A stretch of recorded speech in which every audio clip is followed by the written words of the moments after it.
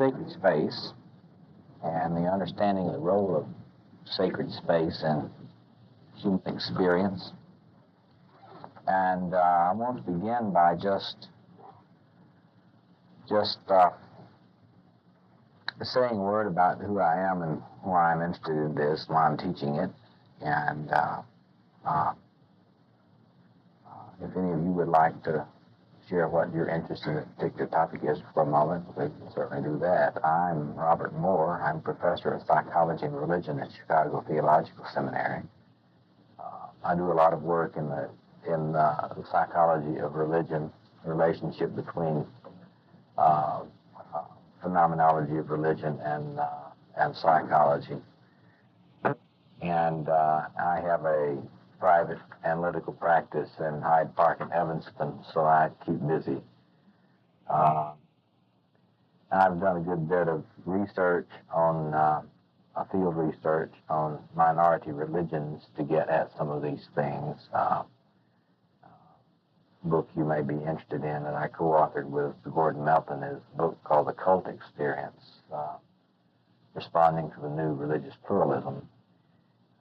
One of the things that you learn when you study contemporary minority religious groups is that they have a real sensitivity, a lot of them, to these dynamics that we'll be talking about, that are not shared by establishment of religious groups.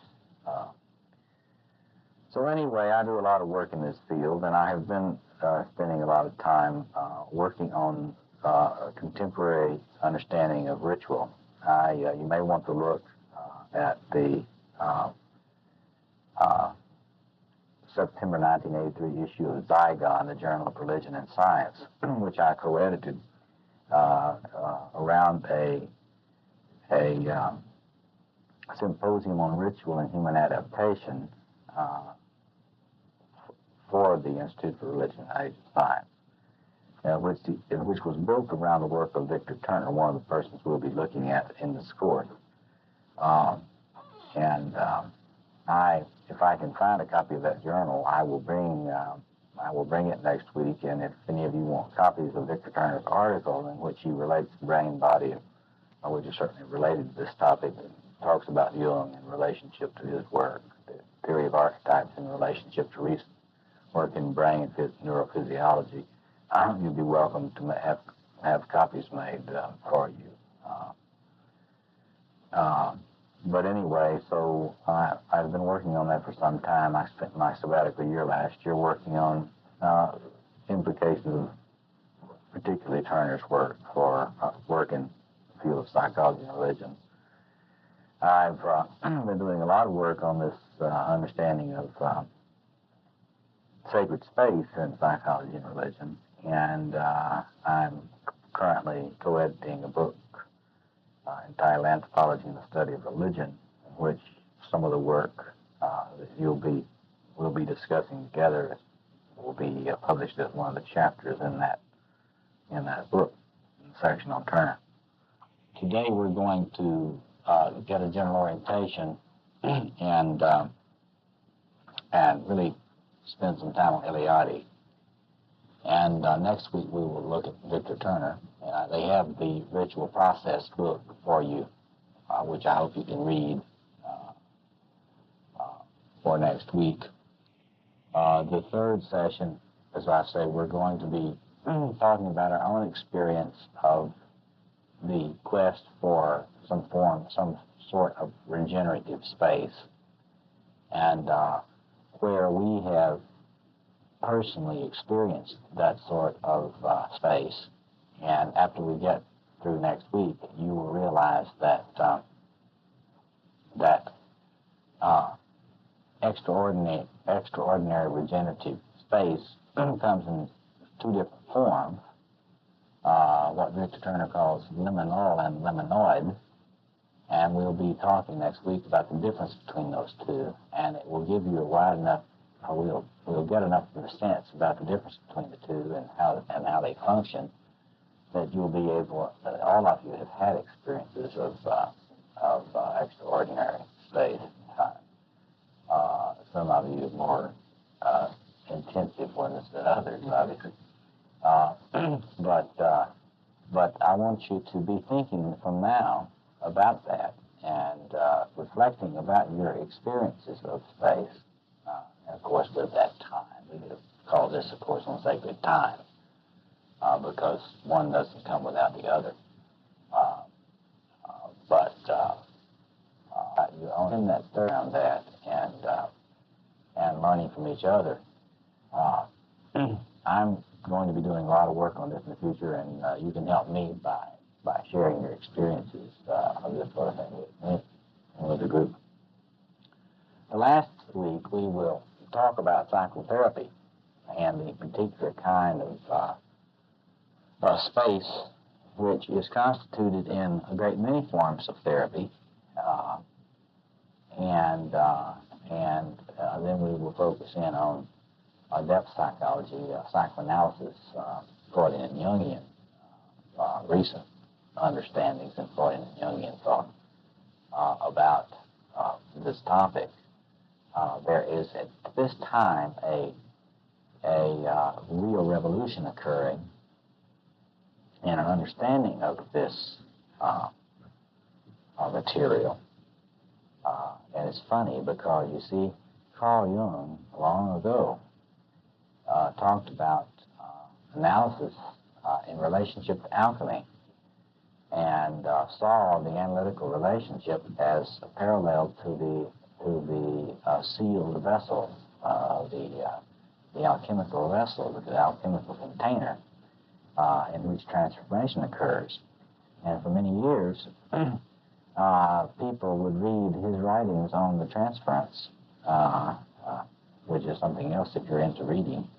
It would be good for you to read before that last session, in addition to what I've assigned, his writings on the psychology of transference. But now, I mean, they thought it was mystical and obscure and totally useless.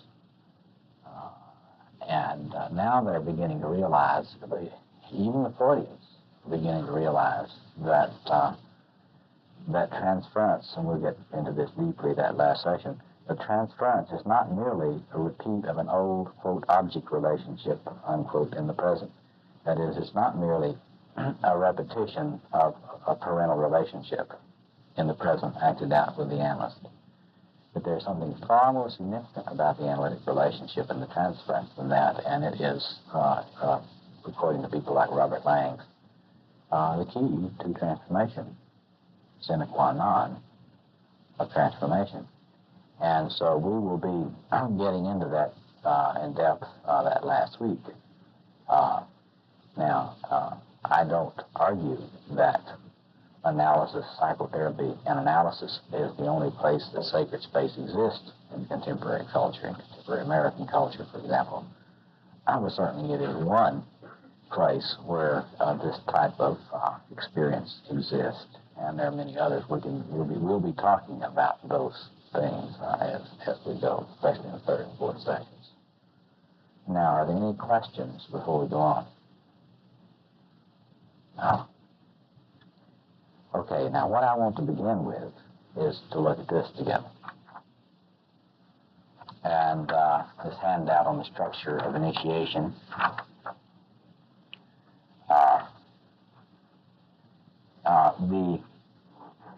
The chart on the back, developmental periods and major transitions from seasons of a man's life, I included for you because when we're talking about your experiences, the third session, I think when you look at your experiences, you will find that your largest quest for regenerative space occurs during transition space of some kind, when some major either life cycle transition or some transition elicited by a trauma of some form has kicked you into a transition state.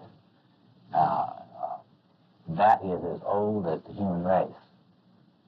When you need a regenerative place, whether it's because you came to puberty or whether it's because you had a death in your relationships of some sort, there's always that return to the quest for some kind of place in which you can deal with that. And so I just share this as one model that's going around today about thinking about that. So I want you to be thinking about the relationship in your lives, and appreciate you raising this earlier, between the quest for regenerative space and transition in your life. Because you'll look, you'll find that there's a very close relationship. And if you get this really clear in your mind, then it'll help you to understand a lot of people around you.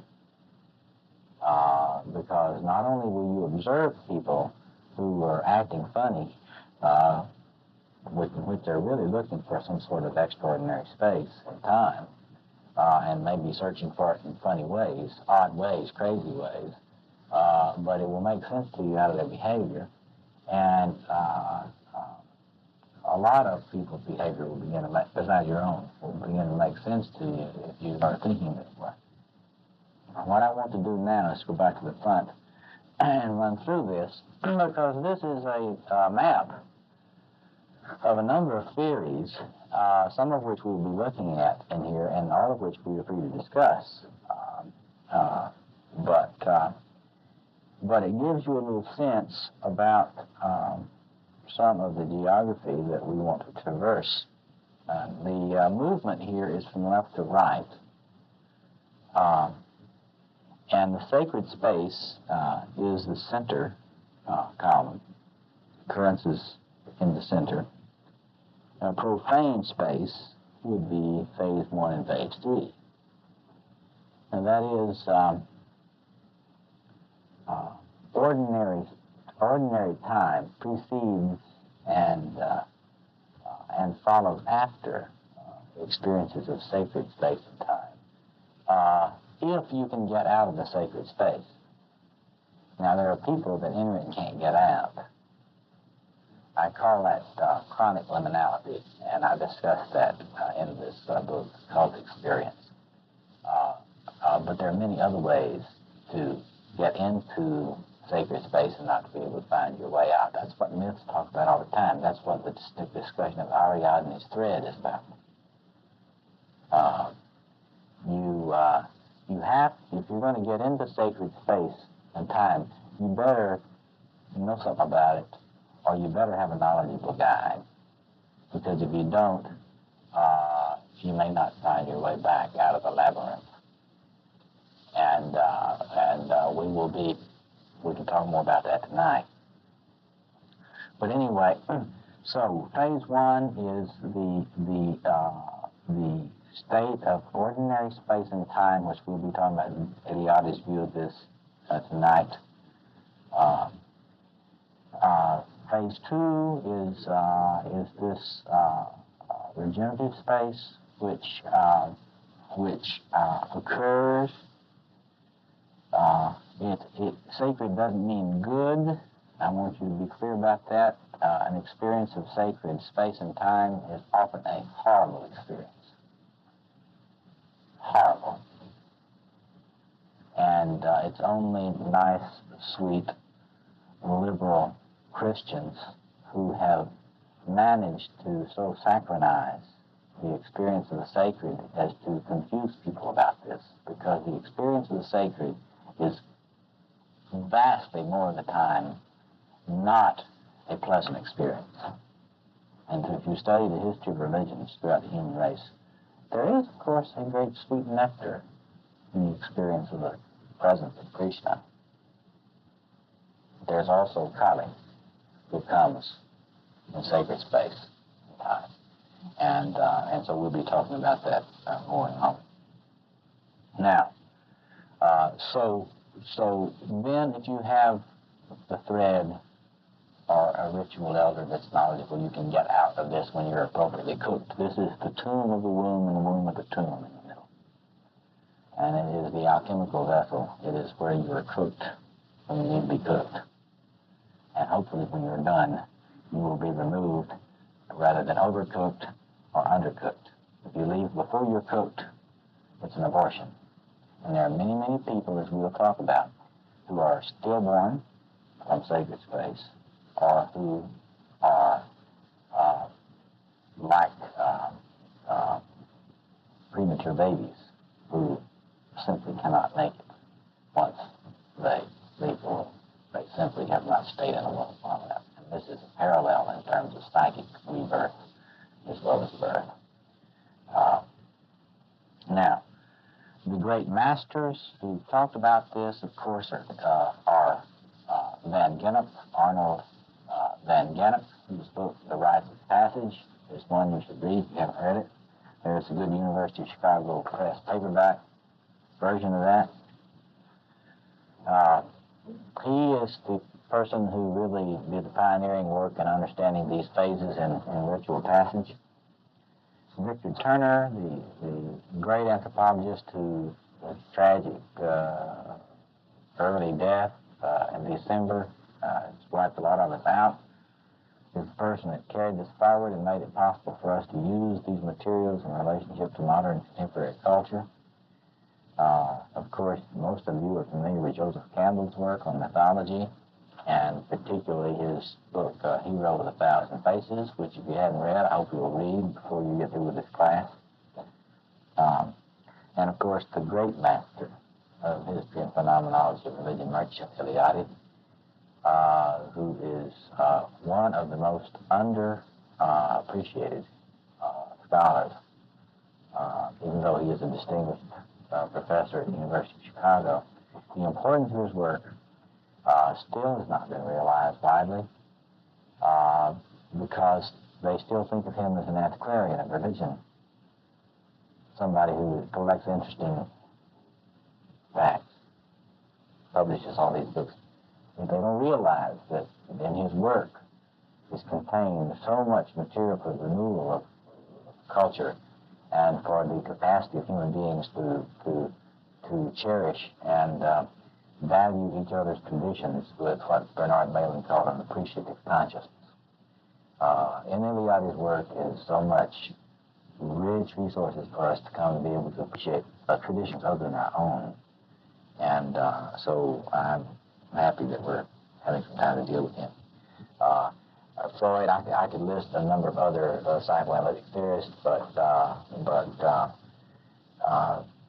there are many, there have been many understandings by different analysts and psychotherapists of the specialness of space and psychotherapy. I put in contemporary occultists because I do a lot of research on the occult and the magical practices, and you get the same thing there. I put in the crisis and grief process and reintegration because this is something that's often not thought of in these terms, but it's quite clear that when someone has had a significant loss, their geography changes, radically changes, and they do not experience can assimilate until after the grief is over. And some people, again, never finish their grief, and the world never congeals again. And we might say they are in chronic liminality, that they can't get back to profane space. You see, profane space is not bad. It doesn't have the meaning that we attach to that word. It is where you have to live. It's life out of Eden. So it's not good to stay in sacred space and time more than you need to. But anyway, so the grief process is something we know much about, but very few people have ever thought about it in this context. And of course, I've already mentioned therapy and what worship experiences in the church ought to be. But so few clergy understand anything about this, that their attempts to have communitas come off as hi y'all, and their attempts to use liturgy effectively so often come off as what Victor Turner talks about as ceremonial as opposed to ritual, which means to say the distinction he makes between ceremonial and ritual is that ceremonial upholds the status quo. In Jungian terms, we would say it does not allow the shadow to appear. It represses the shadow. This is why so many churches are persona-dominated. And there's no place for the shadow to appear. We've done away with the true confessional, what was the real confessional, where the shadow really appeared. And we've replaced it with rote confessions, where the shadow never appears. And so my sense is that churches do, and I think it may very well happen because of some of these materials being rediscovered, but the churches do, for a revolution, a revolutionary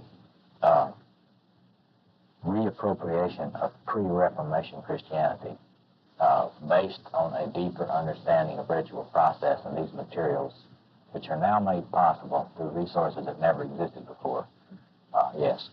The different place where that kind of religion is actually being practiced outside of the cult have a negative impression of the cult. And I'm sure you would argue some of that against some of that. Right, I would.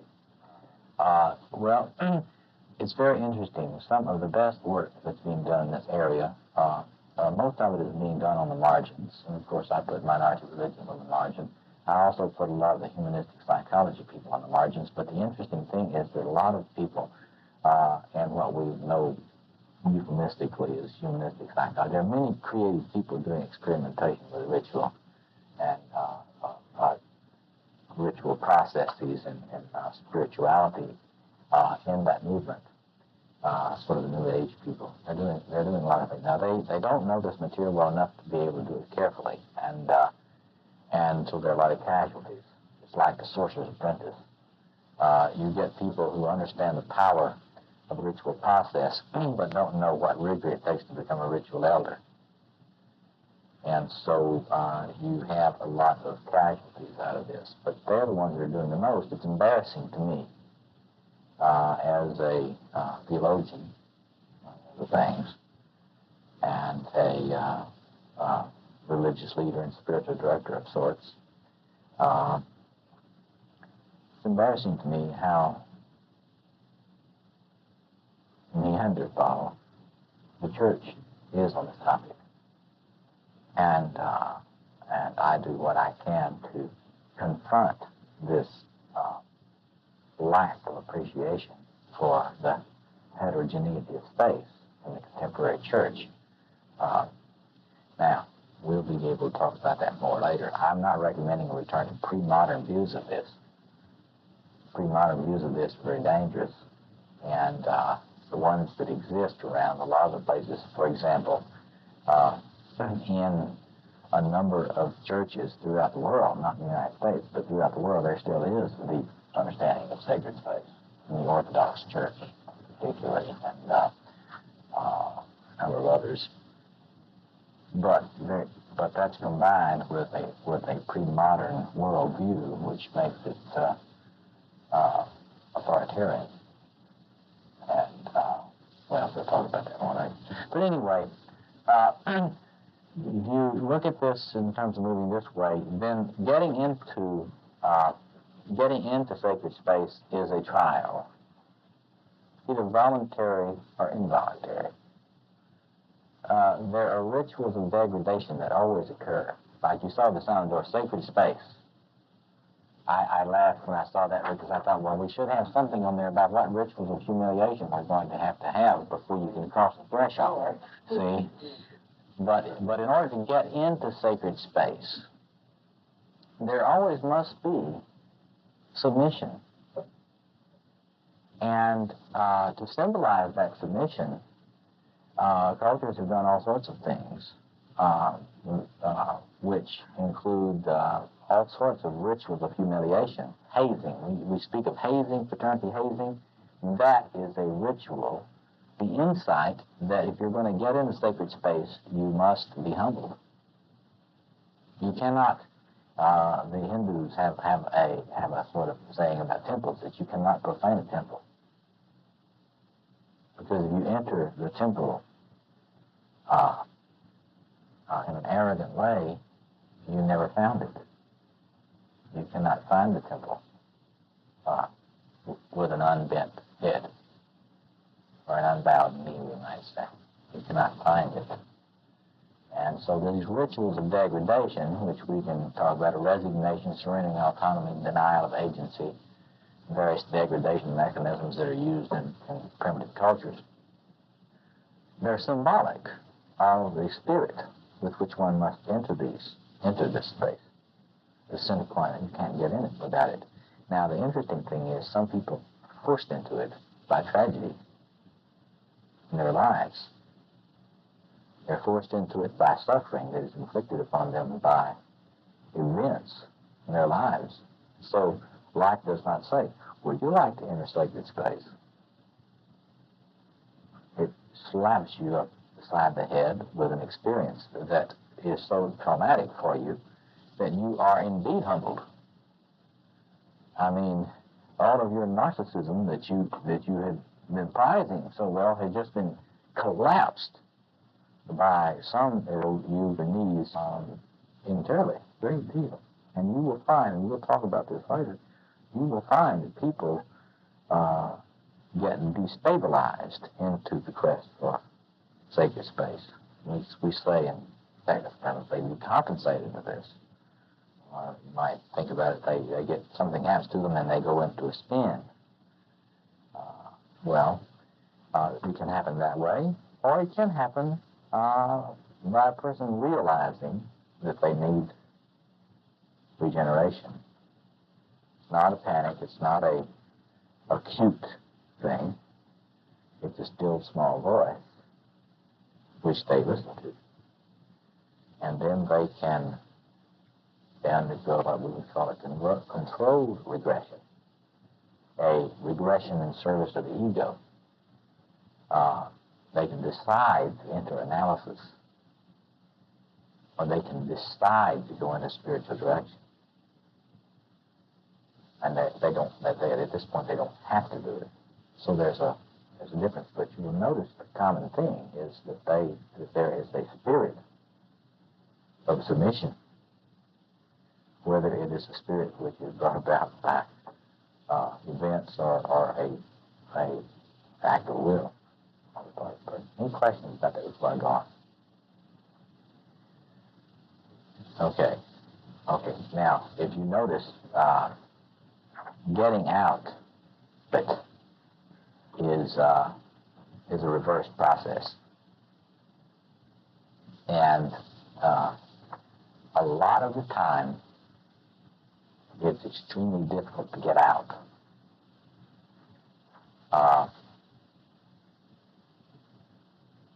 That's why there's so much human wreckage around this stuff. There often has to be a hand, either a foot that kicks the person out from inside, they get booted out when it's time for them to go, or someone from the outside reaches in and helps them out. A sort of forceps delivery out of sacred time. Yeah.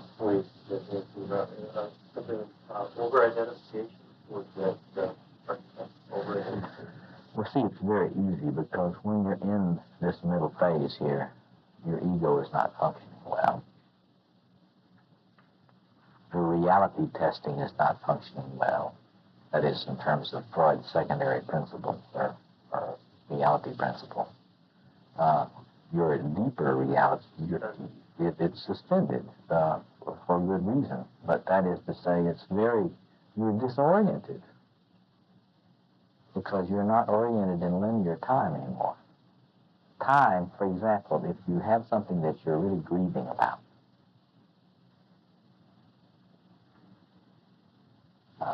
many of you may have, I have. It's amazing what it does to your perception of time, because your previous perceptions of the meaningfulness of linear time are shot. And linear time becomes not very meaningful at all.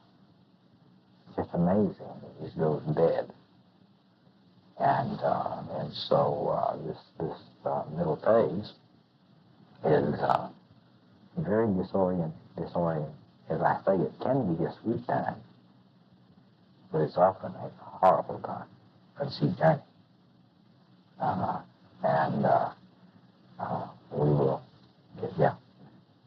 I have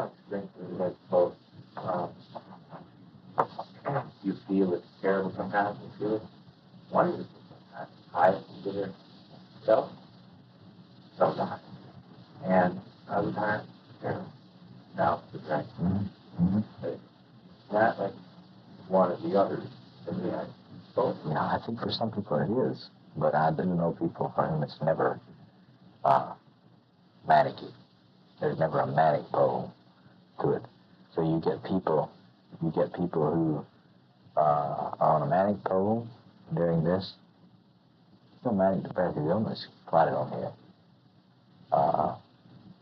Or you get people on the depressive pole, or you get people who have a bipolar, cyclothymic reaction, which is what you're describing, back and forth. But, so at any rate, we will be putting a lot of flesh on what the experience is like in vector space and time as we go. Now, I would like to spend a little time.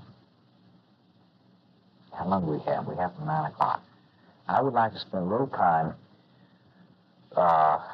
presenting to you on Eliade on this topic, and then leave some, at least 30 minutes for us tonight to discuss Eliade's concepts here. Would that be okay with you? Okay, that's what I would, yes, yeah, sure. Yes. Yes. Well, that's one way. I'm going to get into that more now. But that is my translation. And it goes like, it would be in some ways better to say ordinary and extraordinary. See? Sacred could be, sacred and profane carry so much value with people that they often don't understand what it meant in tribal culture. They assume that it meant that tribal people, a lot of people assume Eliade thinks that tribal people didn't think that all time was religiously significant. In fact, I was at a meeting recently in which I was presenting some of these things, and I had a Protestant person really raking me over the coals because he thought by using these terms, he thought I was suggesting, and he thinks Eliade is suggesting that for homo religiosus or religious human beings, that profane time is not religiously significant, which is further stating the truth. That's not what Eliade means at all. Profane time is very religiously significant because for the tribal individual, all time and space is religiously significant. That's not the point. The point is that all time is not regenerative. See? So there are certain times which drain you, and there are certain times which renew you. And this Protestant person, I'm a Protestant, so I get hassled a lot. They think I'm a papist.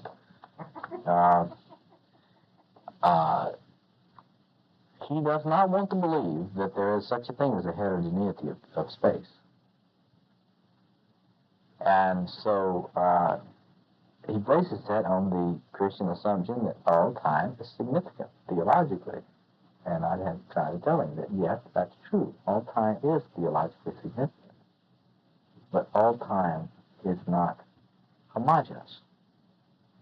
There are times and spaces which are regenerative and times and spaces which are not. And any human being that you talk to for any length of time, if they're honest, will be able to tell you that in their experience, time is not homogeneous. That there are times and spaces which are healing and regenerative, and times and spaces which are killing and draining, and etc. And there are a lot of little cycles within the larger cycle. But anyway, so let me proceed here. I can't emphasize enough, and we just got to get this very clear, the importance of Eliotti's concept of the heterogeneity of space. Now, it's interesting, this concept is probably the most key concept in all of his work. Ties all of his work together. But it's interesting that very few scholars have ever picked up on the importance of this factor, the heterogeneity of space. Because for Eliade, it is the one assumption that underlies everything in his work. If you pull away that concept, everything that he's written falls apart. If time is homogeneous, if space and time are homogeneous, then what he's written about is all wrong. Now, what this means is that in Eliade's view, now remember, for Eliade, this is true of archaic human beings. Eliade does not believe this is true for moderns, for contemporaries. That's why we've got to learn from Eliade, but get beyond Eliade. Eliade believes that for moderns, time is homogeneous and space is homogeneous. That is simply not true. He's wrong about that. But his assertion that is the case for moderns is one of the reasons I think why his work is not being picked up and used to interpret people's experience today. Or if you don't have tools for looking, concepts for looking, see, that's what we'll talk about next week when we talk about Turner, because Turner has given us tools which make it possible for us to look at modern experience and to see that indeed it is not homogeneous, that the experience of space is indeed not homogeneous in modernity. So that is the key. Turner is the key bridge between Van Gennep and Eliade on the one hand and our contemporary theorists and so forth on the other. I extend Turner's work, as I will show you as we go, but it's important to realize that for Eliade, the only people that could really experience this were people in tribal culture, people in pre-modern culture. And it's quite clear that there were ritual elders around then who knew how to interpret it and teach it and had categories for this sort of thing. And that it's very difficult for moderns. One of the things that I assume is that your experience has been it's been hard to find sacred space, and if you've been able to find it, hard to find knowledgeable elders. See, and without many knowledgeable elders around, then the time indeed does look homogeneous, because in primitive culture, without the ritual elders, nobody could have ever found the sacred time and space.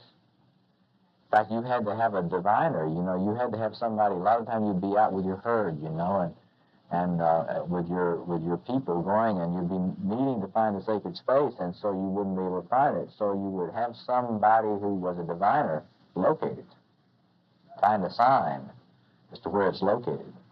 But anyway, let me go on. Let me just read you a quote from this. Let's see. Let me just summarize. The differences between sacred space and sacred time, profane time, is this. In profane space and time, there is no fixed point or center from which you can gain orientation. There's no axis mundi, as he puts it, no cosmic tree, no pillar that leads to the heavens. There's no column that orients the world. And that's the experience of modernity. And that is an experience of modernity.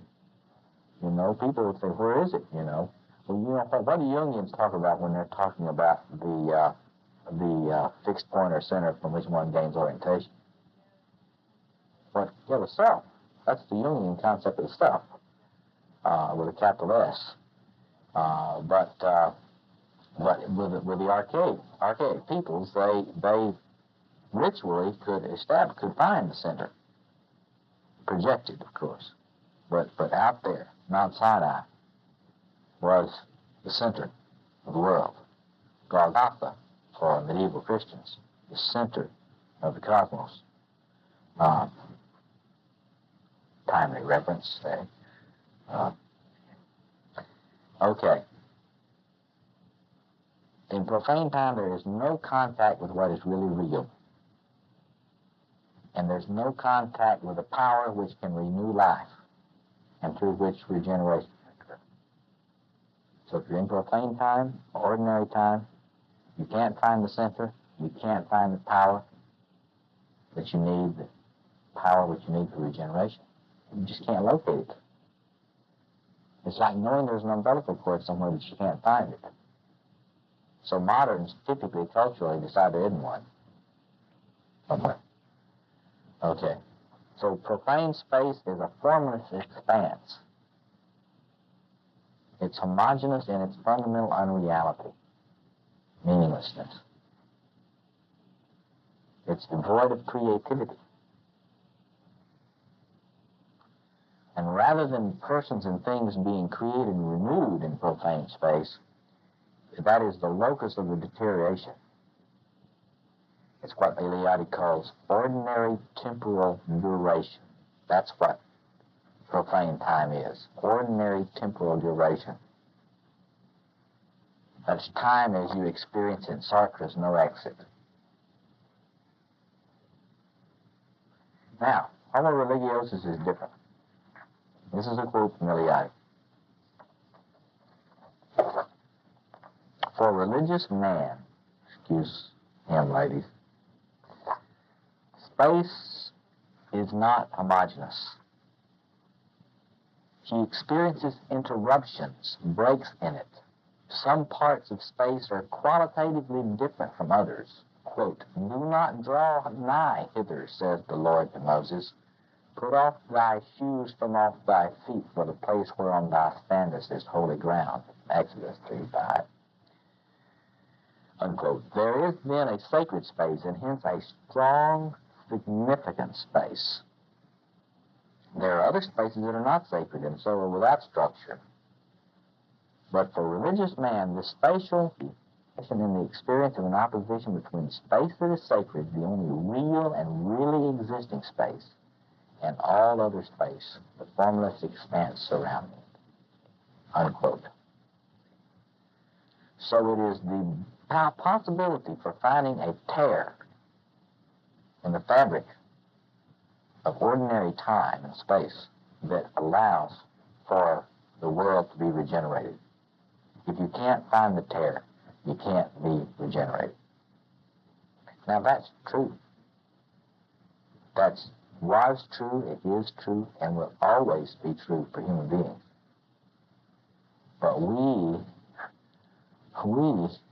have been such exiles from a religious understanding of the human experience that it's been difficult for us to see. I think we are biologically wired for this sort of thing. You read that article by Turner on brain, body, and ritual, and you might say that we know, our bodies know when we need a regenerative space. But we so often in modern culture can't find somebody that knows to dance. So the organism wants to dance, and there's nobody to dance with it. And so hopefully if they find a good hairdresser or a good analyst, something good can happen. But a lot of the time people simply don't find it. Any questions before I go on? I got 20 minutes to get all this done. Okay. Now, when you have this break in the fabric, a point of orientation is revealed. This is what Eliade calls a hierophany. Hierophany. Hierophany. Manifestation of the sacred. He also uses the word kratophany, K-R-A-T-O-phany, which means manifestation of power. They essentially are the same thing. So this eruption of the sacred has the effect of detaching this territory where this happens from the surrounding territory. This is why you find that temples throughout the world, if you excavate archaeologically on temple spots, you will find that the spot was sacred throughout hundreds and hundreds and hundreds and hundreds of years and through the overlapping of many different cultures. Because the sacrality of the place so affects the cultures around it.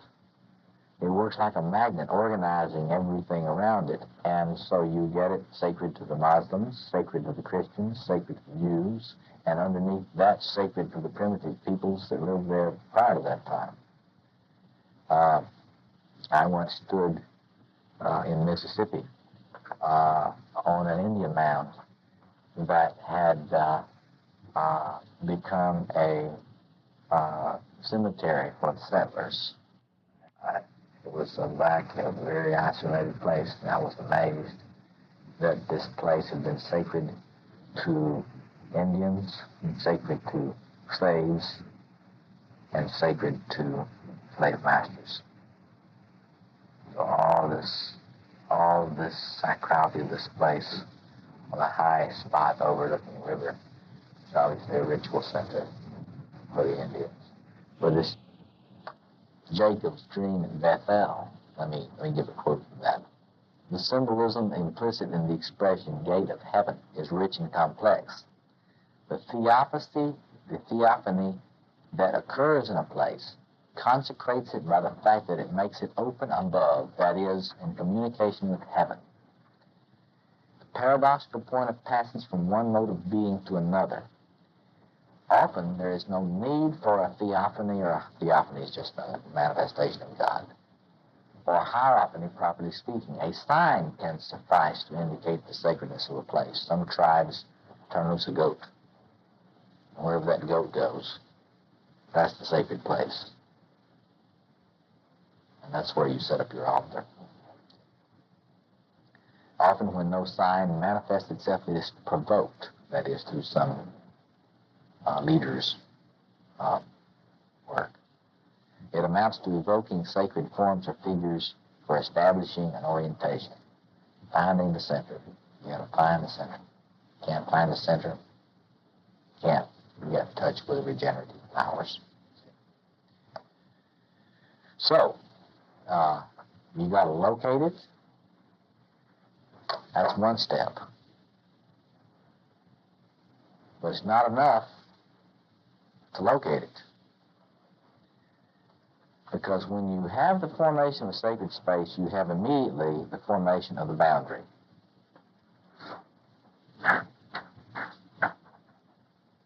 Those are the boundaries. And if it was drawn right, it would be all the way around it. Because hierophany creates a boundary, threshold, between sacred and profane space. Now, Eliade says that these have been expressed always in enclosures, walls, circles of stones. Think of Stonehenge. Circles of stones were the most ancient sanctuaries. But you always have the enclosure. And the boundaries of the sacred space always have to be stewarded. There is some concern for the stewarding and maintenance of the boundaries of sacred space. Now, this is something that Eliade doesn't give a whole lot of attention to in terms of the ritual leadership. It's surprising how little attention he gives to it. But it is an important point. You've got to have proper respect for the boundary between the sacred and the profane space. Otherwise, you're going to get harmed by it rather than helped by it. Now, when we get into talking about analysis and other kinds of experiences of sacred space, from your own experience, you will be able to elaborate on that. Because getting in and getting out at the right time is hard. And it is a dangerous business at best. Now, in archaic traditions, there's all kinds of rituals surrounding getting in and getting out. All this stuff about take off the shoes from off your feet. In many traditions, ritual ablutions, washing, all sorts of purification rituals that you go through before you enter. All sorts of gestures of approach in terms of body postures, gestures with the hands, chanting of various mantras, various forms of mantras, all kinds of rites and prescriptions, bare feet, etc. And you can just study throughout the history and phenomenology of religion all of these things that people do in order to prepare themselves to approach it. Now,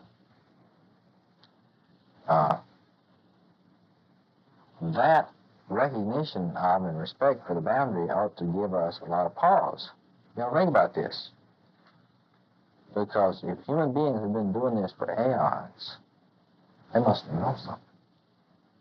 I mean, why is it that human beings of all the different cultures, I mean, if you look closely, they pay attention to this stuff. It tends to be ubiquitous in human history. Some sense for that care in approaching, entering, and leaving regenerative spaces. There are places you can find which you have anticipations of modernity here and there. But for the most part, pre-modern human beings really had a sense for this.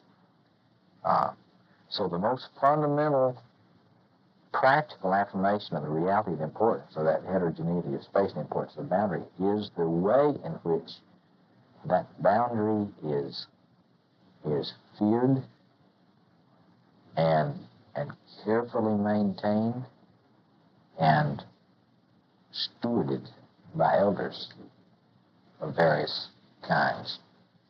Now, we'll be talking about that a lot as we go. For Eliade, sacred space is when the stories of the ancestors are told. It's where the gods appear. It is where the things that were done in the beginning can be imitated. The prototypes, or Jungians would say the archetypes, are present in that kind of space. Now, as I've said in my own work, I assume that where you get this sacred and regenerative space, you've had transition. Eliade is not unaware of that. He talks about the importance of initiation in this context. But if you don't understand the importance of this heterogeneity of space business and that we're talking about transformative space here, you can miss so much in Eliade by assuming Eliade is just interested in cosmogonic myths and things like that. He's not. I mean, he really understands that what is being talked about in terms of sacred space is regeneration. It's regeneration of the world, because primitive peoples assumed they were regenerating the entire world when they were doing this. We moderns know you are regenerating the entire world, because your whole world is shot when you need a regenerative space, and everything is tainted by the deterioration that occurs in you when you've had a trauma or you've come to a transition phase in your life. So there's always, and for example, initiation, this regression to the uterus, to the womb, tomb of the womb, the womb of the tomb. And so there is a prototype for sacred space in the body of the mother. And, well, I could go into initiation a lot, but I want us to keep an eye on our time here.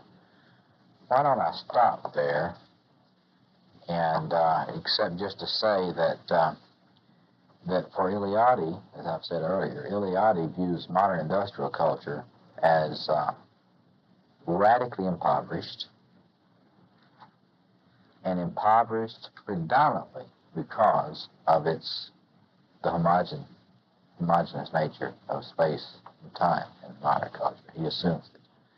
He says that there are some traces left. Let me read you a quote. There are some traces left of sacred space for Eliade, but nothing that really works. Quote, yet this experience of profane space still includes values that to some extent recall the non-homogeneity peculiar to the religious experience of space. There are, for example, privileged spaces, qualitatively different from all others. A man's birthplace, the scenes of his first love, or certain places in the first foreign city he visited his youth. Even for the most frankly non-religious man, all these places still retain an exceptional and unique quality. They are the, quote, holy places, unquote, of his private universe. As if it were in such spots that he received a revelation of reality other than that in which he participates in his ordinary daily life. You see this in World War II vets who go to their veterans meetings, put on their little hats, and remember the sacred time and space, Normandy, and the various battles that occurred in the war. And that time was for them sacred in any sense, in a very significant way. War often functions. War and violence often functions for people in this one. But anyway, but for him, the experience of modern industrial society is fundamentally homogeneous. And he believes then that modernity underwent a fall. There was a fall into modernity. And that human beings are shut out now from any experience of regenerative space. And so what we get from Eliade, and I'll just open it up and we can discuss for 30 minutes. But what we get from Eliade is this fundamental understanding of the relationship between heterogeneity of space and regeneration in human experience. What we don't get from Eliade is any help in understanding how it functions in contemporary culture, contemporary experience. Or that it does, much less any help in locating it or dealing with it or figuring out what the dynamics are. For that we have to turn to Victor Turner. And that's what we do next week. But let's stick with Eliade. Make sure we understand what Eliade is saying. For Eliade, sacred does not mean God. And there are many manifestations of the sacred, a la Eliade, in non-theistic traditions. For example, I know many pagans, contemporary pagans, what you might call neo-pagans, magicians, who don't believe in God, who clearly have deep understanding of sacred space.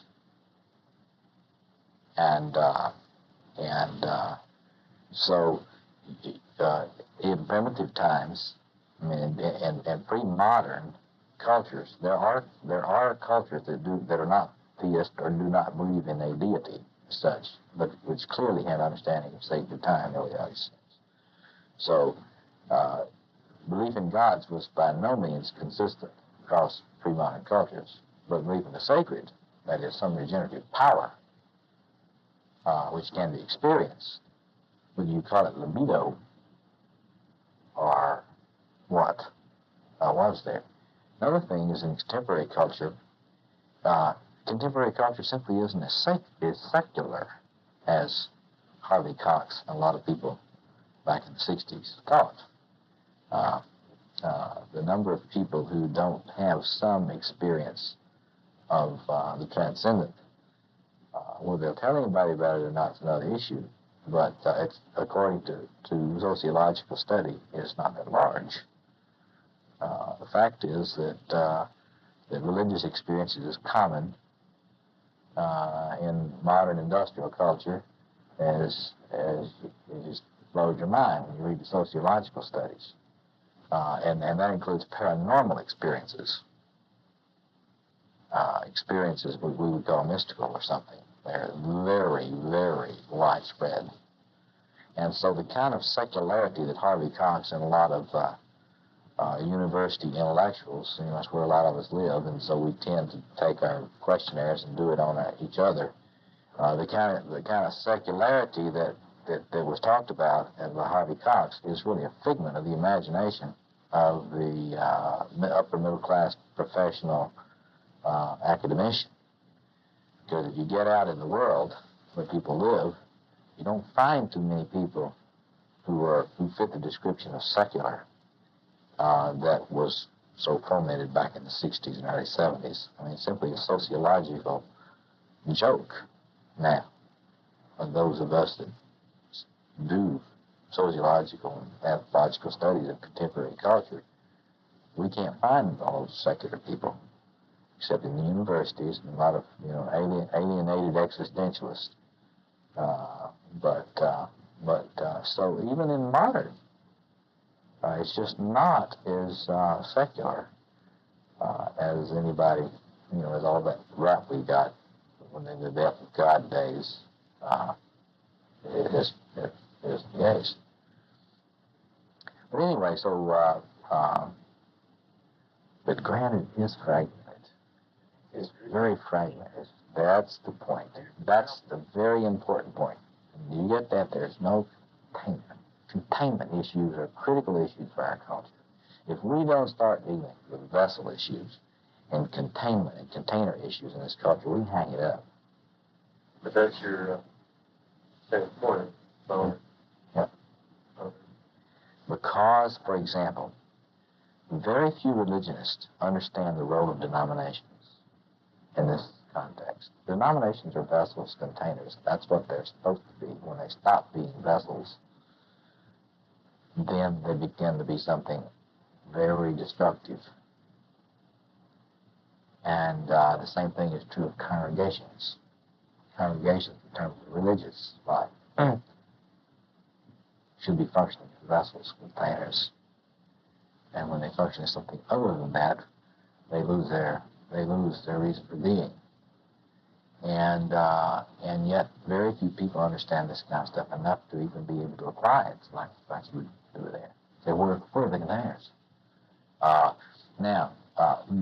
Again, there's a lot of group work going on around the country, and there are a lot of, especially in this New Age people who do, the Oasis types and the Esalen types and the types that go have weekends with Gene Houston. I could think of a worse thing than a weekend with Gene Houston.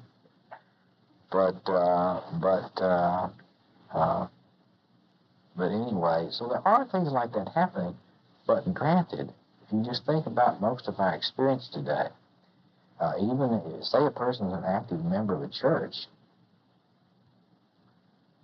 most congregations' understandings of groups don't really include this sort of dimension because it's too frightening. Because, see, sacred space is where the repressed returns. Sacred space is where the opposites are no longer split. And sacred space is where you confront the Minotaur. And it's where you confront the Medusa. And all sorts of things. And that stuff is just, I often tell my seminarians, I say, look, if you ever got to where you thought that ministers were supposed to be religious leaders, it would freak a lot of people out. See, because as long as clergy persons preside over profane time and don't mess with sacred time, It's what we call domesticated God. But if clergy persons ever started really taking seriously their role as ritual leaders, it would be a scary business to be a clergy person. It is anyway. You talk to clergy, there are a lot of wonderful clergy around. You talk to them. It's scary business being a clergy person anyway. But the more you take this ritual dimension of religious leadership seriously, the scarier it gets. And you can see why. Because if you really believed that you were going to help people, you were going to start trying to steward the boundaries, and then it would be scary. Well, it would be, there's a hierarchical sense there. You get accused of elitism and all sorts of things like that, which is not ideologically correct. It's out of sync with Marxism too, and which disqualifies in contemporary theological circles. But anyway, so yeah. The current religious practice has practically no sense of initiation. I mean, you know, in the church, and look, I love the church, don't get me wrong, I'm worried sick about it. Baptism is an initiatory rite, and it doesn't anymore have that quality for most folks. And many of the other rituals in the church have initiatory significance. I just think, but now we can drive your car, and we can drive it. Well, Schuller, the Schuller's Crystal Cathedral. At least he understands the sacred stones. The Crystal Cathedral. Right, in terms of bringing them into the congregation's life. So because there's very little sense of boundaries. And the space in the sanctuary is the same as the space out of the sanctuary, see? And there's no need for preparation to enter the sanctuary because there's really not much difference. And of course, Protestantism, the Reformation viewed so much concern for this distinction, this counter-distinction, as being an expression of popery. And there was a great war on ritual practice engaged in by Protestants. And you can argue that there's good reasons for that, but it has had a high cost because of the tendency for Protestants to be ritually tone deaf. And it's a really critical thing. Other questions or comments? Some of you haven't had a chance to talk. Yeah. Oh, yes, because sort of the view of the universe as a machine, the Enlightenment kind of picture that you get. Well, American culture was born in that period. The psyche is a machine. John Wesley, the founder of Methodism, was very proud to view his movement as a machine. The Methodist machine, call it, and that sort of metaphor did run wild, led to corporate structures, as we know them, and so forth. And these root metaphors, which are used to think about human life and human experience, are so powerful. That's right, Leo. I think you're absolutely right. And it's very difficult, because what that does in psychological terms, in Jungian terms, what that does is to mean that you function always out of the ego. that the ego is the mechanical approach, the technical rationalism. And so you get what the Jungians call a heroic ego, who thinks that every solution can be solved out of the ego position, which does not accept the necessity for an ego death. Because what we're talking about here is ego death. There's really a dissolution, a deconstruction of the ego in the presence of the self, and a rebirth, a reconstitution of the ego because of the regenerative powers of contact with the self, and so a renewed ego structure. But you won't find, see, culturally modern people, this is the way culturally modern people think you can live life.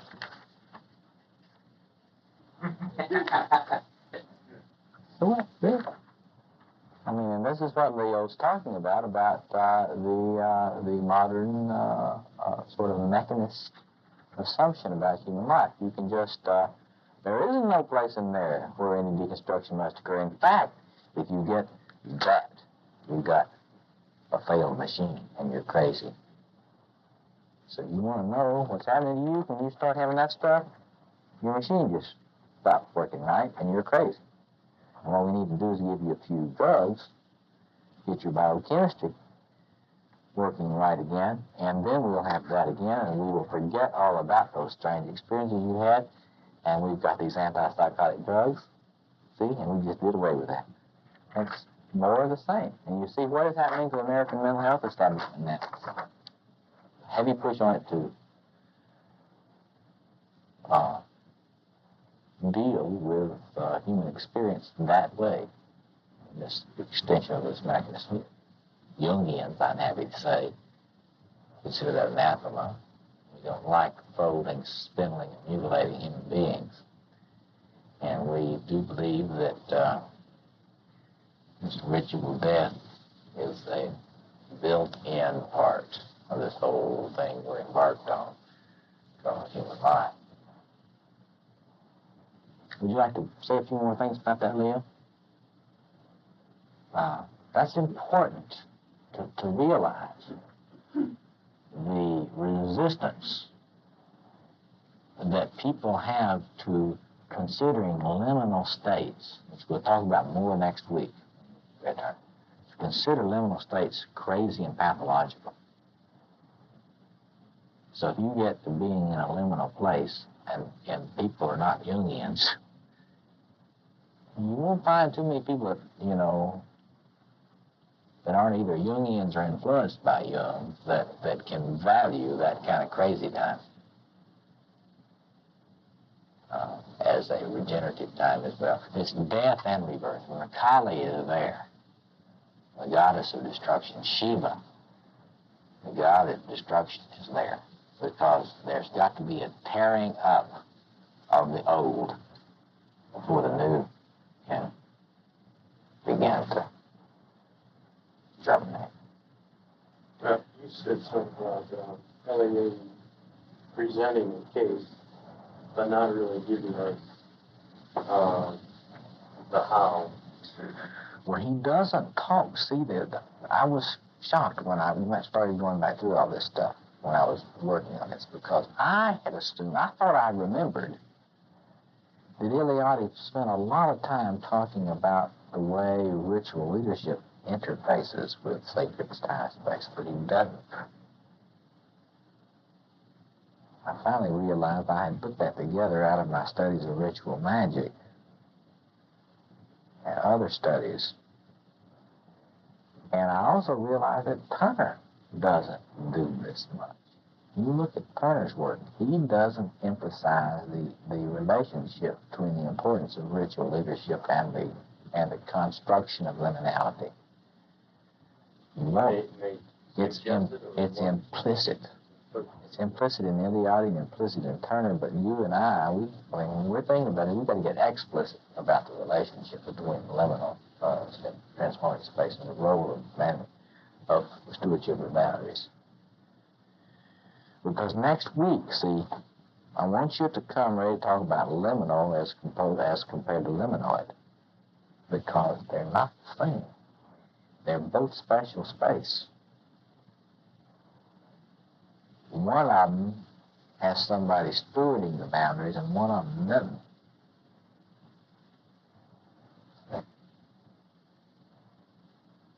One of them has got somebody watching the boundaries, and one of them doesn't.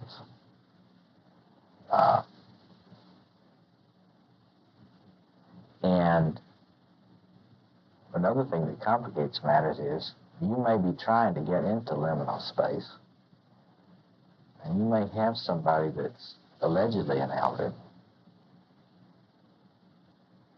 but they may not know enough about this stuff to be able to maintain the boundaries, and so the space may change from liminal to liminoid. And that's what we want to talk about next week, about the difference between liminal and liminoid space in Turner's terms, and then in psychological terms, what that means. And in other words, why are there so many abortions, psychological abortions? Why is there so much wreckage? Look around you. It's incredible how many failed initiations and instances of people who obviously didn't get cooked. Right. Either they got overcooked, they stayed in too long, can't get out. I mean, and when you look around and you see that, then you realize, I mean, that folks in our culture get sort of shortchanged when it comes to this stuff. And we've got to worry about that. We've got to try to raise some consciousness about this. There are too many teenagers who are being branded, what do they call it? I forget my DSM-3 category, adolescent identity disorder or something. Well, there's a bunch, but there are all sorts of DSM-3 categories, which translate out as people that failed initiations. But what I want to point out of us is when kids don't get initiated properly, it isn't their fault. And when, for example, when the only way a young black male can find a male initiation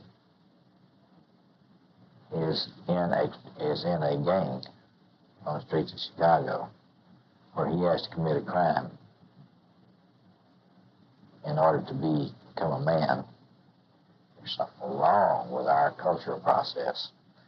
And when the primary means of initiation, for example, you see this operates in the prisons. Our prisons are run by gangs, and whose power, much of their power, is because they understand a lot of this stuff. They hadn't read Turner, they just understand it. And so we don't have any alternative initiations to offer them. And I might say pretty soon we're going to, I'm happy to announce that Louise Motti, one of our analysts, has been, and I've worked with her for some years now, and a number of other people. She is collecting and editing an anthology, a book, Open Court Publishing Company, on initiation, contemporary initiation, looking at these problems, looking at unwed mothers in this context, and all sorts of other contemporary problems. The Vietnam War vets are another example of this. We can make warriors, but we don't know how to unmake them. We don't know how to bring them home. Free industrial tribes knew how to make warriors, and they knew how to unmake warriors. And we just remember the first part. And you've been taught to be an efficient killer in Vietnam. There are a lot of young men running around here in these VA hospitals and running around the streets have never been turned off. That can't go back to ordinary experience. So it's a critical issue. It's just not an academic topic. Other comments? We got a few minutes. Some of you that hadn't had a chance to say. You have a sense of, yeah, fine. This is great. But I was wondering, I know Eliade did mention Plato. Right. It's obvious that Jung stands in that Platonic tradition, and I mean, he would be much more comfortable in a Platonic tradition, and it's obvious that a lot of people feel that the Aristotelian tradition did come up through Aquinas and on into the development into what later began to be technical reason. A lot of people that feel those strands are that way. I think you can overdo that. I don't think that you can reduce this to the war between Plato and Aristotle and all that kind of thing. I think that that's a very complicated piece of intellectual history there. I would appreciate much. Well, see, he lived in a culture where that was assumed. What people forget when they're studying Plato and so forth in philosophy departments is that the Plato you get in philosophy departments is a Plato that's been strained and cleaned up and has been secularized, taken out of its context. Whereas, you know, they take out all the mystical craziness out of Plato when they teach it in a lot of universities. And so what you got to remember is this is Greece, and this is a world where the gods were very much alive in popular consciousness. And so this is secular University America where he's writing. So it's complicated with knowing how to interpret that. I think I would defer to Leo on that. You want to comment on that, Leo? Another comment. I don't think you can make it into Platonic Aristotelian history. I have a friend that just went to the birthplace of Zeus, to the cave, the birthplace of Zeus. It's very stricken about it. So, I mean, it really was a very meaningful experience for him to go down into the cave and be where Zeus allegedly was born. Yeah, it's big. He wasn't born there, it's brought in there. No. Incubators do all this. And they reach down with cancer. Yeah. For me, in Greece, it was strange. I didn't want to leave. One thing I remember in Greece, I didn't want to leave. That was epidaurus. But when I sat there, I never forget it. What I imagined was sitting 14,000 feet watching the play. The thing that I liked about it was, when I imagined that, it was the sense of conceit, although I didn't think that word wasn't in my vocabulary at the time. I didn't think it was that word, but I felt the community. We were all watching that same play, that same drama, and we all knew that drama. It was all been a part of our lives. And it wasn't entertainment, although it gives that yes, but it wasn't entertainment. It was a shared ritual, and something like what Mass would have been Right. years ago. Hundreds. Right. It was that same sense. And I had that sense of overwhelming power to that. Well, you lost your ego boundaries. You lost your ego boundaries. Participation mystique. And that is what the meaning of this stuff is. When you're in sacred space, your ego boundaries are not what they used to be. And you're able to, your boundaries inside the space, your own boundaries are much more permeable. He speaks to the point that they find your bounds. Yes, bound space. So that moment where you experience some bound. Bound space, that's right. That's right. Right. I want you to be thinking now this week, and we don't want to wait around, we'll be thinking around about your experiences of Liminoid, return it, experience of Liminoid space, that is, extraordinary space that's not got careful attention to the boundaries. That's your vacation time, your so forth and so on. Vegas. Vegas is preeminent example for middle class, lower middle class America of Liminoid space. Tahoe. What are some others? Frank Sinatra. That's right. He's one of the devas. Right. He's one of the devas. And it's no accident you see that Sinatra, Rush Street. Exactly, Rush Street. Liminoid. Mount Shasta. Jerusalem. Pilgrimage is not liminal. It's liminoid. Because you don't have a ritual steward. You see, what we will learn as we go on is, you see, if you're going to cook, you really got to be in the space, and the heat's got to be turned up. And the problem is, if there's nobody running this show, you can get too close to the fire. Sometimes when people go to Vegas for liminal experiences, that's what happens. They get a little too close to the fire. This is what happens when people get over their head in drugs, over their head in alcohol.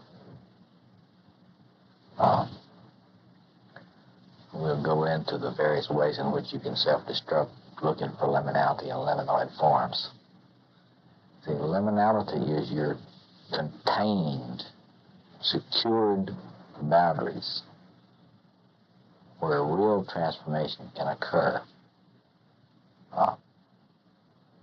Liminoid space is what happens that you will see when in modernity liminality is fragmented and people still are wired. They are biologically grounded. You've got this biological urge. When your organism knows that it's time, it starts wanting a boundary. You've got it's almost like you have a boundary-shaped place in the organism, and people will start hunting a boundary. So they'll go to the seashore, or they'll go to the mountains, or they'll go to the forest, or they'll go to the socially marginal. They'll find a boundary by working with the poor, finding a metaphorical boundary, the marginal, finding the margin.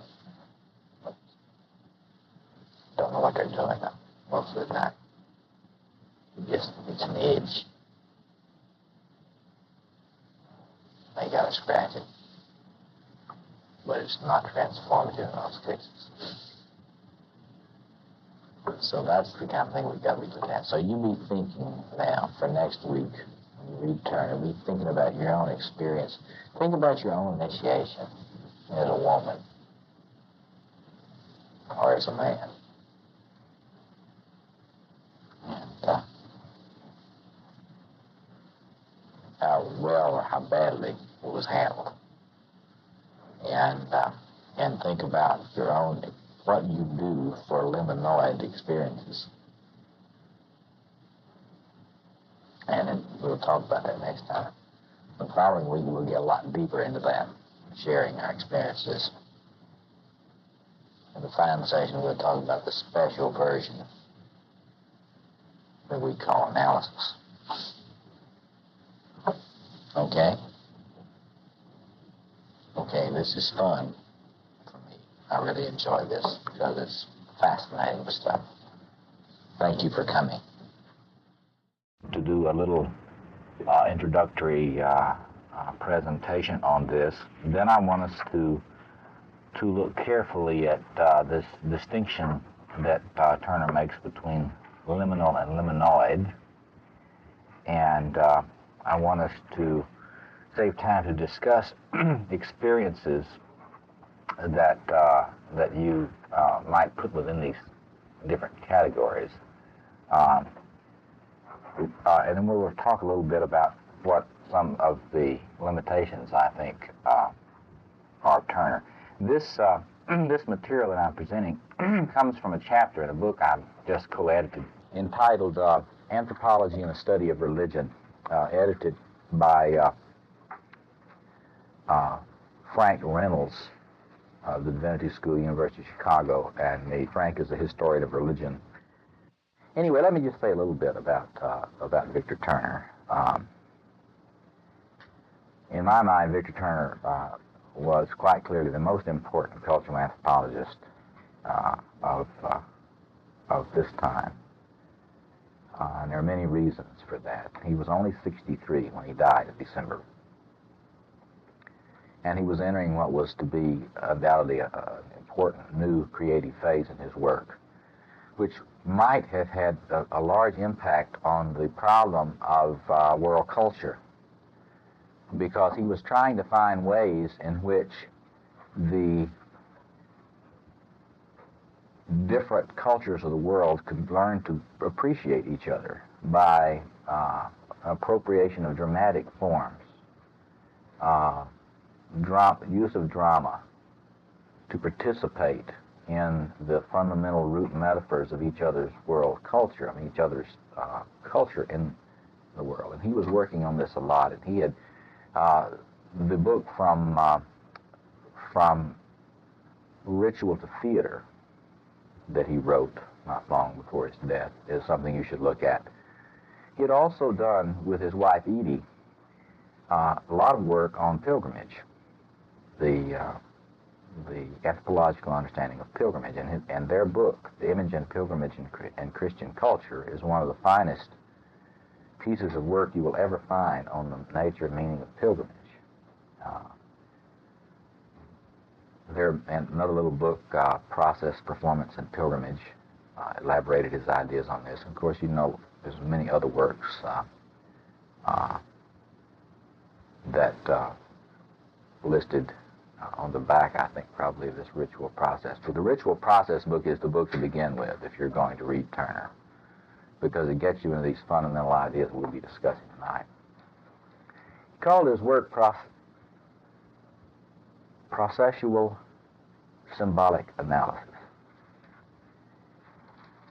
And he discussed the kinds of things he was interested in as comparative symbology,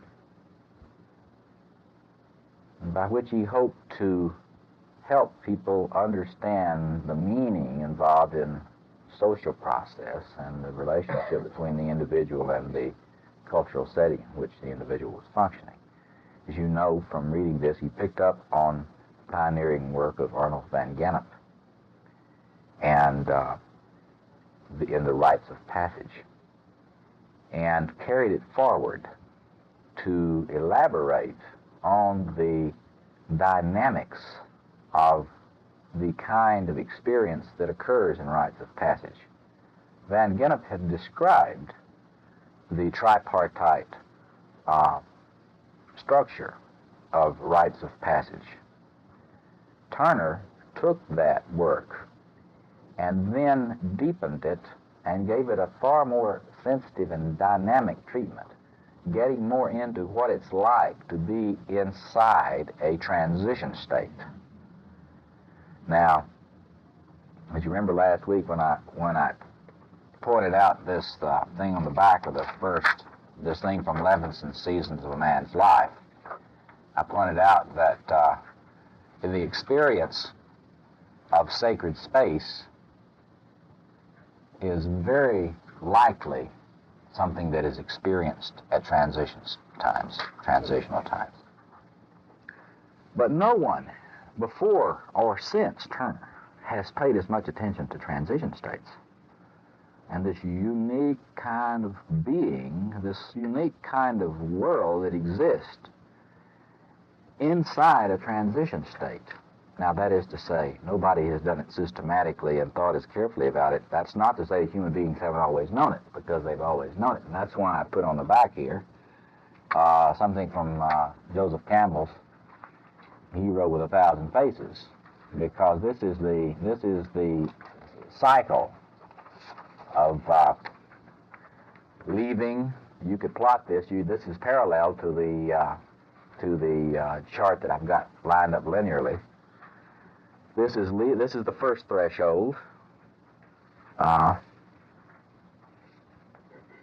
Threshold crossing to get in. You find the call to get into sacred space, and then this time in the underworld, the belly of the beast, and then the crossing of the second threshold back into an incorporation into the profane world. That is the ordinary world. The world of what Victor Turner calls structure. Now, in a few minutes, we're going to get into Turner's rap on this, but you see, in the mythological tradition, you've got this.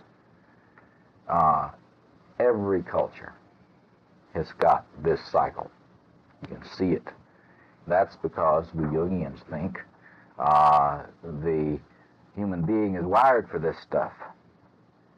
And so no matter what culture you're in or what particular cultural materials, mythological patterns accrue to it, this structure is fundamental to human experience. It is paradigmatic to human experience. And we go through this night sea journey many times in our lives. Some journeys smaller than others, some of them less dangerous than others, but we go through this cycle many times.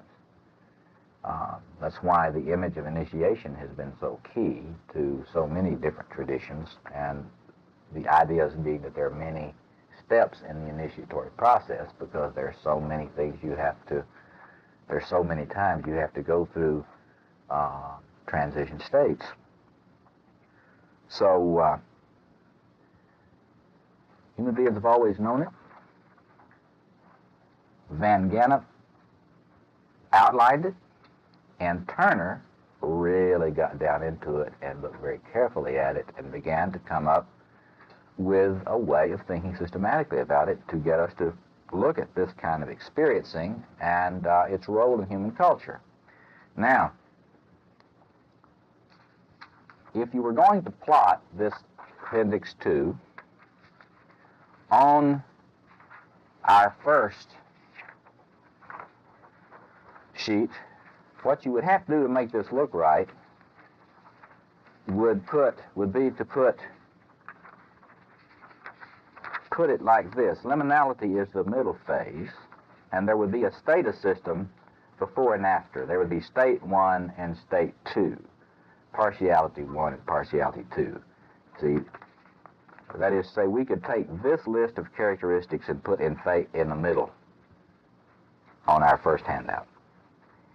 And the status system, which is characteristic of profane space, all profane space operates according to the status system characteristics. And so the status system list would go in both phase 1 and phase 3 on the handouts.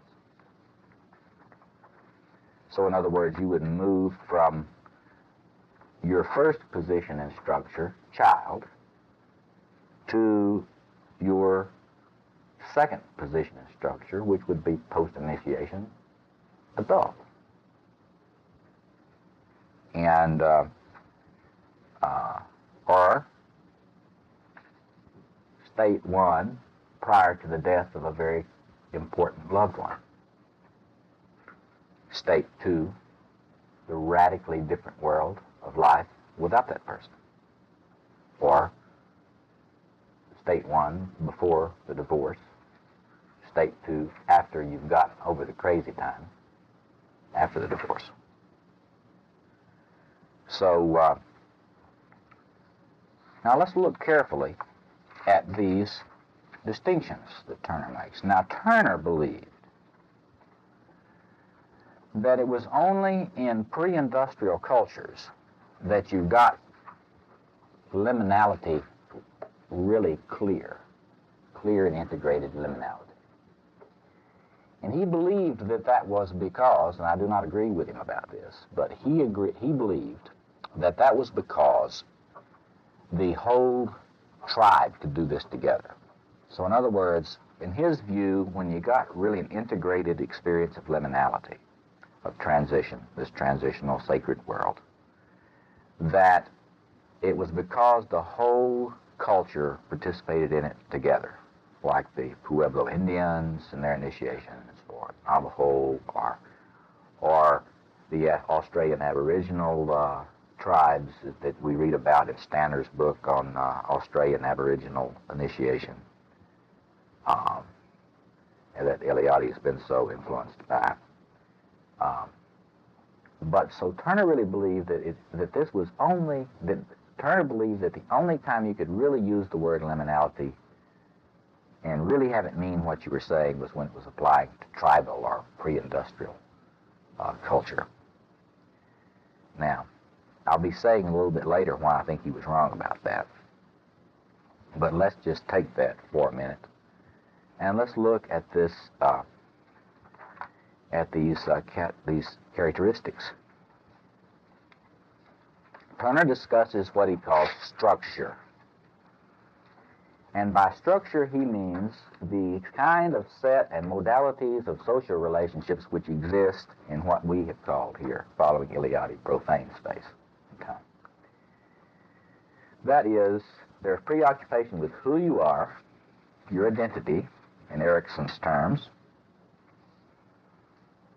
In Jungian terms, persona issues. Persona issues are extremely important in structure. You are in structure who they say you are, and where you meet, where who you are and the confirming society says you are meets. That's what you are in structure. This is what I think feminists refer to as the social organization of hierarchy. Because in states of structure, hierarchy is, and it is blessed. And ritual forms, now that's using the word ritual loosely, ritual forms, characteristic of structure, are what Turner calls ceremonial. They bless the status quo. And so when you have liturgical events in structure, in profane space and time, they are blessing the status quo ante and supporting the hierarchical relations that are present and the personal identifications and statuses characteristic of that. Marriage is a trait of structure. Marriage, degrees, professionalism. America is very, very interesting on this because someone was telling me that they just spent a lot of time in Europe, that when he was in Greece or when he was in Italy or when he was in France, he'd be around talking with people in restaurants and something, and they never ask him, what do you do? They ask him, what do you think about such and such? Or how do you feel about such and such? They related to this man, this dear friend of mine, who is a lovely man, but they didn't think about what he did for a living. No one ever asked him what he did for a living. Whereas in America, you go to a social gathering or something, and one of the first things they want to do is to locate you on the structure pole. They want to ask you, well, what do you do? And then they've got a pigeonhole for you, and they do not have to pay any attention to anything except persona, you see. Once they get you nailed in the persona, they think they got you. So that is what Turner's talking about in terms of structure. Modern culture, you see, we're the most modern culture. Modernity has been brought to its highest focus in American culture. And therefore, it's interesting that you get such a clear sense of the status hierarchy. See, in Europe, the structure is there and is written in granite, too. But there have always been all these little places where what Turner calls communitas leaks out. And Parisian cafes is one of them, so anyway, but look what happens when you get into transition states. Let's just look carefully at these and the radical kind of difference that exists in a state of liminality.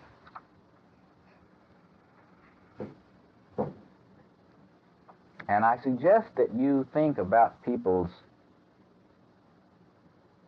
bizarre forms of religiosity in this context.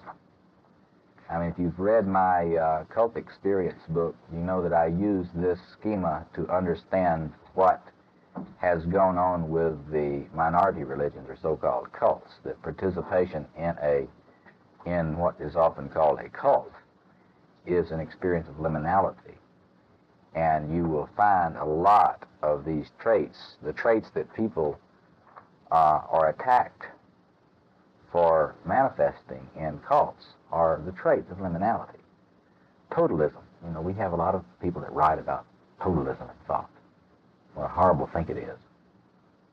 And the tendency to have regimentation in cults or in initiatory groups, like Aboriginal initiations or Marine boot camp. You dress alike, and you wear your hair alike, and you do not emphasize differences of status. You wear blue jeans.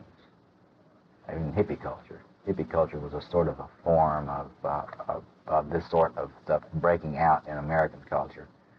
And the uniform was jeans. So communitas is an important term for Turner.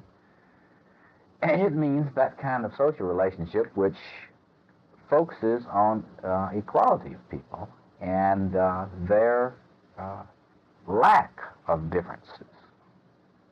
It's very warm, one-to-one, direct. It is the kind of experience that occurs to people when they're in New York City and the lights go out. Mm-hmm. What happens when a catastrophe comes along, and you see all sorts of these catastrophe movies, the big theme is what happens to the social reality when a catastrophe hits. Because all of a sudden, there isn't any status anymore. They're just human beings in it together. That is communitas, yes. It's interesting you mentioned New York. We were there when the tall ships were there on the 4th of July, and it was that same thing for that whole weekend. There was no, everybody was buddies, and we're all walking down the street hugging each other, and it was marvelous. And we've been to New York before, and right. Boston on the 4th of July, 1976. The same way.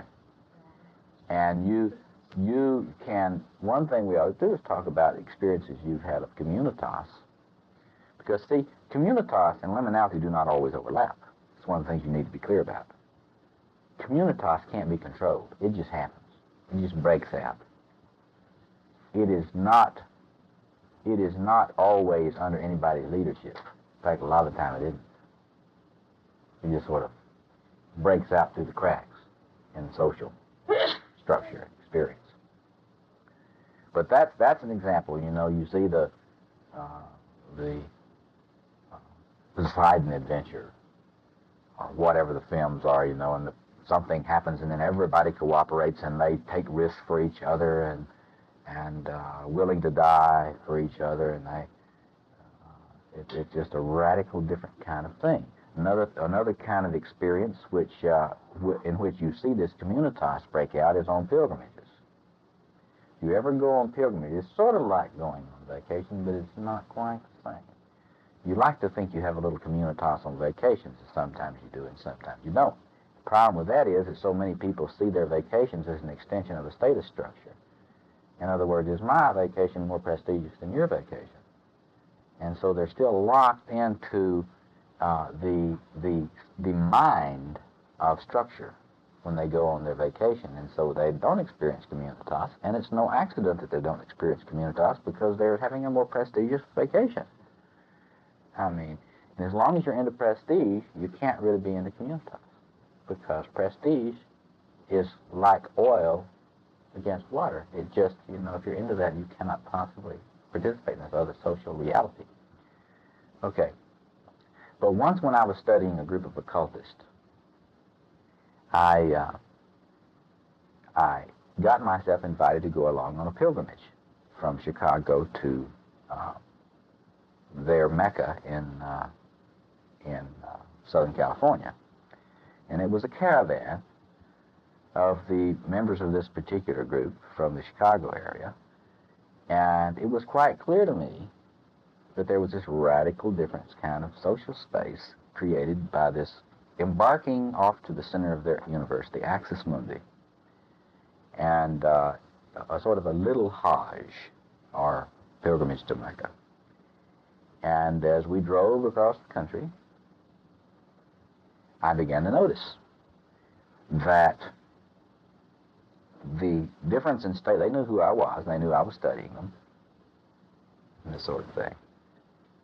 But the differences in social status and intentionality and so forth began to just sort of dissolve. Any anthropologist that has studied pilgrimage will tell you this, has been on pilgrimage. When you get on pilgrimage, you're on pilgrimage, and it affects your mind. And what happens to you when you do this is that bonding occurs. You get attachment, and it's crossed all boundaries. You notice this on the pilgrimage to Mecca, because on the pilgrimage to Mecca, people rub shoulders together and eat together and talk with each other and share and so forth. They would never speak to each other at any other time in their lives. And a bond developed between me and these people on this journey that's never dissolved. It's very spooky unless you understand these things, because once you understand these things, you realize if you ever go on pilgrimage with somebody, there will always be a bond. Always. No matter if you think they're all psychotics. I mean, some of the people in this group were quite frankly crazy, but I love them dearly. What happens if someone's on a pilgrimage like that and turns not to get into it? You can't. You can't. You're drawn in. No, that's the point. This is a psychosocial reality, and a social scientist who is in this kind of psychosocial reality will be influenced by it. I mean, that's the point. That's Turner's point. You read this book on image and pilgrimage and Christian culture, and they talk about this kind of thing. It's not as clear as it should be about that, but it's really true. And the same thing is true if you have some of these other spontaneous experiences of communitas. If you're in some sort of tragedy with a group of people, there will always be a bond. And it goes way down deep in you. Now, this is the kind of thing, according to Turner, communitas is really the glue of the world. He says, really, without a communitas, you can hang it all up, because it is out of these cracks in this structural system that the sources of healing come for the person, and the sources of healing for the culture and the world come. And, you know, the problem is people think, you know, do-gooders, which we all could probably count ourselves among, tend to think you can control this thing. We're going to have institutionalized communitas. Call it normative communitas, is what Turner calls it. For communists, for example, their real intention is to institutionalize communitas. They don't use that language. The communists intend to institutionalize communitas. Of course, if you look at communist states, there's nothing more eaten up with structure than Russian society. There's nothing more structurally authoritarian and based on status hierarchies than most of the communist societies. However, they have this vision of a normative communitas which is enforced. The only problem about a communitas, you can't enforce it. Can't enforce it. Can't create it. Can't enforce it. It just sneaks up on you and happens to you. And that to Turner was tremendously important thing to realize, that it is out of these cracks in the structural hierarchy that this glue comes, which holds things together and which renews things. Now that is related, the idea that you can't control communitas is related to an idea which we will be talking about time and again. You can't control sacred space. The most knowledgeable ritual elder cannot control sacred space. Any ritual elder who knows anything about this knows that he or she can't. They can spoil it. You can spoil communitas, and you can spoil sacred space. You can invoke it. You can welcome it. You can be open to it when it comes. You can place yourself in places where it may happen, but you cannot create it. And so there is the tie between communitas and sacred spaces, and neither one of them can be controlled. It is very much like what Christians have always talked about the Spirit flows where it will. Now it's here and now it's gone, and there's no control. Okay, let's look down here some more through these. Sexual continence or community. One of the things that you can tell about these liminal states is that there is either abstinence from sexuality, we know it as celibacy in certain Christian traditions, or there is sexual community, communal living that we heard about so much in the 60s, particular groups that emphasize sexual community. You may think of the Oneida community and other religious communities throughout history that practiced some form of sexual community. In other words, the sexual expression in transition states is not like it is ordinarily in structure. So whatever the sexual relationship is in structure in this particular society, it won't be the same in a transition state. Now in our society, it means the norm still, even though under great pressure, the norm still is marriage. You can tell something's going on when there's a shift in sexual behavior. There may be sexual acting out, that is, affairs or homosexual or heterosexual affairs, so forth. Or there may be impotence or frigidity. We almost never think about those things as having anything to do with anything. It's just, well, this person got sexual prone.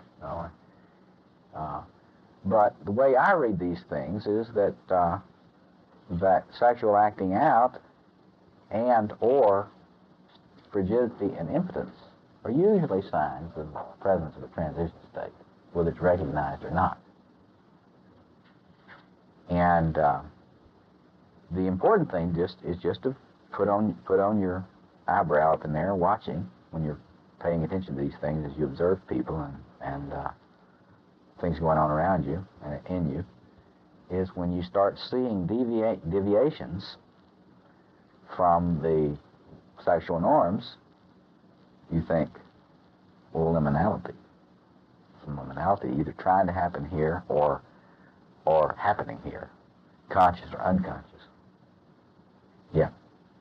The liminal states are the characteristics of the liminal state are thus, by virtue of being liminal states, in other words, I mean, they're opposites. It's not an ideological commitment, for example. It's just simply the opposite of what is normal. It may not be the opposite. It just is. It is something that tears down structure. Just by virtue of being that. Just by virtue of deviating from the norms and patterns of structure. Now, there are probably, very probably, we would say, psychological archetypal bases for these things. For example, let me just do you a little Jungian thing here with this now. You see, if you're Jungian, you view phase 2 here as the realm when the unconscious manifests itself more clearly without repression, all right? And what do you get when you're in a transition state and you're really disoriented? Well, you get the archetypal patterns manifesting themselves a lot more clearly. You know, people say, wow, I had an archetypal dream. Like it's something good. Well, an archetypal dream isn't something good. I mean, it means you're right in the middle of the belly of the whale is what it means. It means that you're needing help from the axis mundi to keep any kind of orientation. And so the manifestation of sexual, quote, perversions, now this is Bob Moore, not Victor Turner here. In my view, the manifestation of sexual perversions, so-called, is an opening of the door to the unconscious archetypal patterns which are characteristic of transition states. In other words, an example of that is anal intercourse between men is a classical initiatory activity involved in the initiation of young males in many tribes. So what a lot of people would just say, well, that's just homosexual acting out or something. If you're thinking out of this kind of point of view informed by Turner, and you're doing a psychoanalytic interpretation of what Turner's talking about, or putting psychoanalytic interpretation under the umbrella of this ritual schema, then you say, what these people call perversions are really very meaningful phenomena which have to do with what needs to get incarnated in some way in order for a transition to be made, a significant transition to be made. And so, so all I'm saying about the sexual thing there is that in structure, or we might say the world of the ego and the persona, usually things are organized in a more socially acceptable form. And all cultures have certain strictures about sexual behaviors that say what is normative. And if you get a culture that can't say anything about what is normative, about sexuality, you know, free love and nickel beer, or whatever, nickel love and free beer, you don't have a society. What you've got is chronic liminality, which I want to talk about a good bit tonight. The concept, don't let me forget it, because I want to talk about the concept of chronic liminality, which is when you got in, you can't get out. And, okay. Minimization of sex differences, unisex, in various ways, typically is can be an expression of the sexual manifestations of liminality. Humility on the part of everyone in a liminal phase. The humility meaning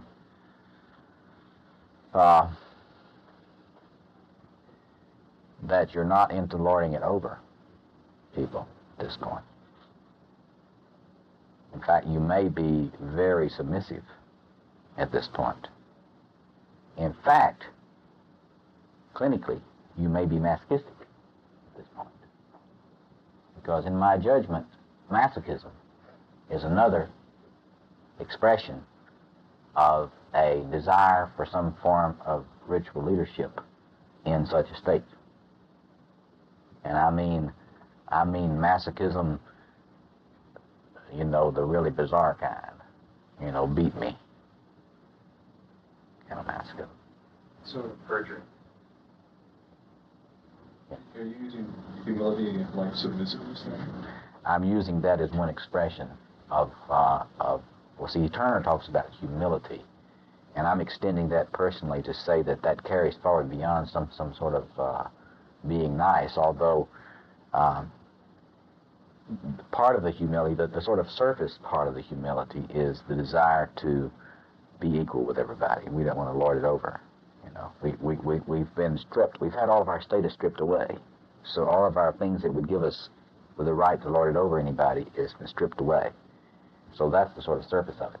But beneath that is also a desire to submit.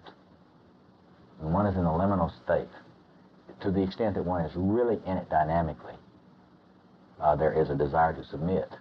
And what the Freudians call very often, particularly in men, passive homosexual rape fantasies. That is, receptive fantasies. And if you get somebody, you're working with somebody, as I often do, that is being frightened to death because of fantasies of either rape or whether they're males or females, or sort of a man that is into fantasies of being of having someone have anal intercourse with him. It's very often a manifestation dynamically of this psychic quest for receptivity, submission. If you study world religions, you'll find that submission is a very powerful theme. Islam means submission. And of course, today, submission, in modernity, submission has a bad name. Because the idea is, if you say we must submit, it means you're wanting to have slavery over us.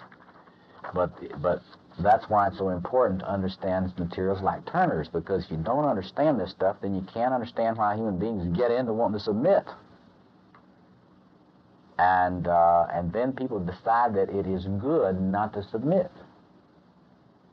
Always to be autonomous. Well, if you get somebody that's always autonomous, you got somebody that's crazy. It's going to be crazy the rest of their lives if they can't submit. Because if you cannot submit, you cannot die. If you cannot die, you can't get reborn. But anyway, let's move on through this. Would have a real connection with Edinger's concept of inflation. Yeah. Say a little bit about it. Inflation and alienation. That's respect, right? So if the ego is too inflated on one end. Yeah, I'm going to stay in structure for the rest of my life, in other words. The heroic ego. I'm going to stay in structure. I'm not going to have any experiences of liminality. Right? No conversion experiences for me. No night sea journeys for me. I don't believe in that stuff. I'm a Freudian. No communitas. No communitas. If you get into this communitas fantasy, you're just trying to return to the womb. I mean, this is a regressive passive fantasy of getting lost back into the oceanic feelings of the mother, and you have not adequately severed the bond with the mother, and you were somehow damaged somewhere in the rapprochement phase of your early object relations development, so forth and so on. And so if you have this longing to return to the womb, you're crazy. And if we could just get the right ego development in you by some good psychoanalytic psychotherapy, or if you have enough money, psychoanalysis proper, 5 days a week, we could get you to the point that you didn't have that feeling. And of course, the Freudian analyst does not realize that coming to see him 5 days a week is precisely the experience of the night sea journey for this person anyway. And there's a quest for a sort of stripping and humility. If you don't think that psychoanalysis, the experience of psychoanalysis manifests those things, just look. If you're in Freudian analysis, You learn about your homosexuality, you learn about your bisexuality, you deal with all that stuff in your dreams. They take your money to the point that you have absence of property, And so, but I'm serious. The experience of Freudian analysis is quite clearly an experience of Freudian analysis.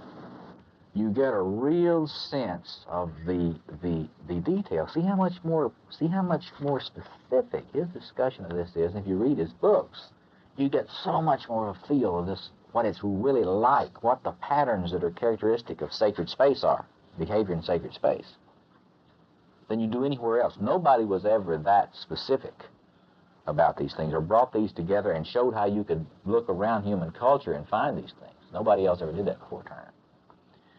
Now, let me talk just a few more minutes about Liminoid, and then we'll discuss this stuff. I wanted to point out that I will talk about that in a minute. Acceptance of pain and suffering. Well, why is it people want to hurt themselves in transition states? Why is it that you get people burning themselves with cigarettes? Well, it could be just a failure of the machine, if you have certain views of human beings. If you have a view of human being that they evolved so that ritual process is necessary to be human, and that they're wired to understand need for certain things, and they get into a place where they need to have a transformation, a metamorphosis of the ego into some higher, more mature state, then the body and the psyche, the unconscious, knows something about what it needs. It knows, I need to die. I need to die. So I'll kill myself. They don't have a ritual elder around to tell them, yeah, you need to die, but it's the old ego that needs to die. Suicide in the Soul, the Hillman book. The same thing about ritual mutilation. They know they need to be wounded. They know they need to experience pain. They know they need to be scarred. The psyche knows, I need to be scarred. I need to be burned. So it literalizes it. So they burn their skin with cigarettes. They don't understand the archetypal imagery of cooking in the fire. They don't understand the archetypal imagery of being wounded by a lance, as in Iron Hans. Or Iron Hans, and the necessitas of being wounded to be transformed. And nobody tells them. They just think they're crazy. So they burn themselves.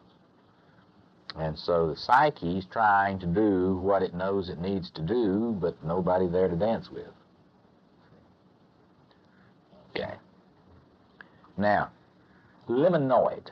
See, Turner thought that in modernity all you get is this so fragmented liminality that there's not really any truly liminal experience in modern industrial culture.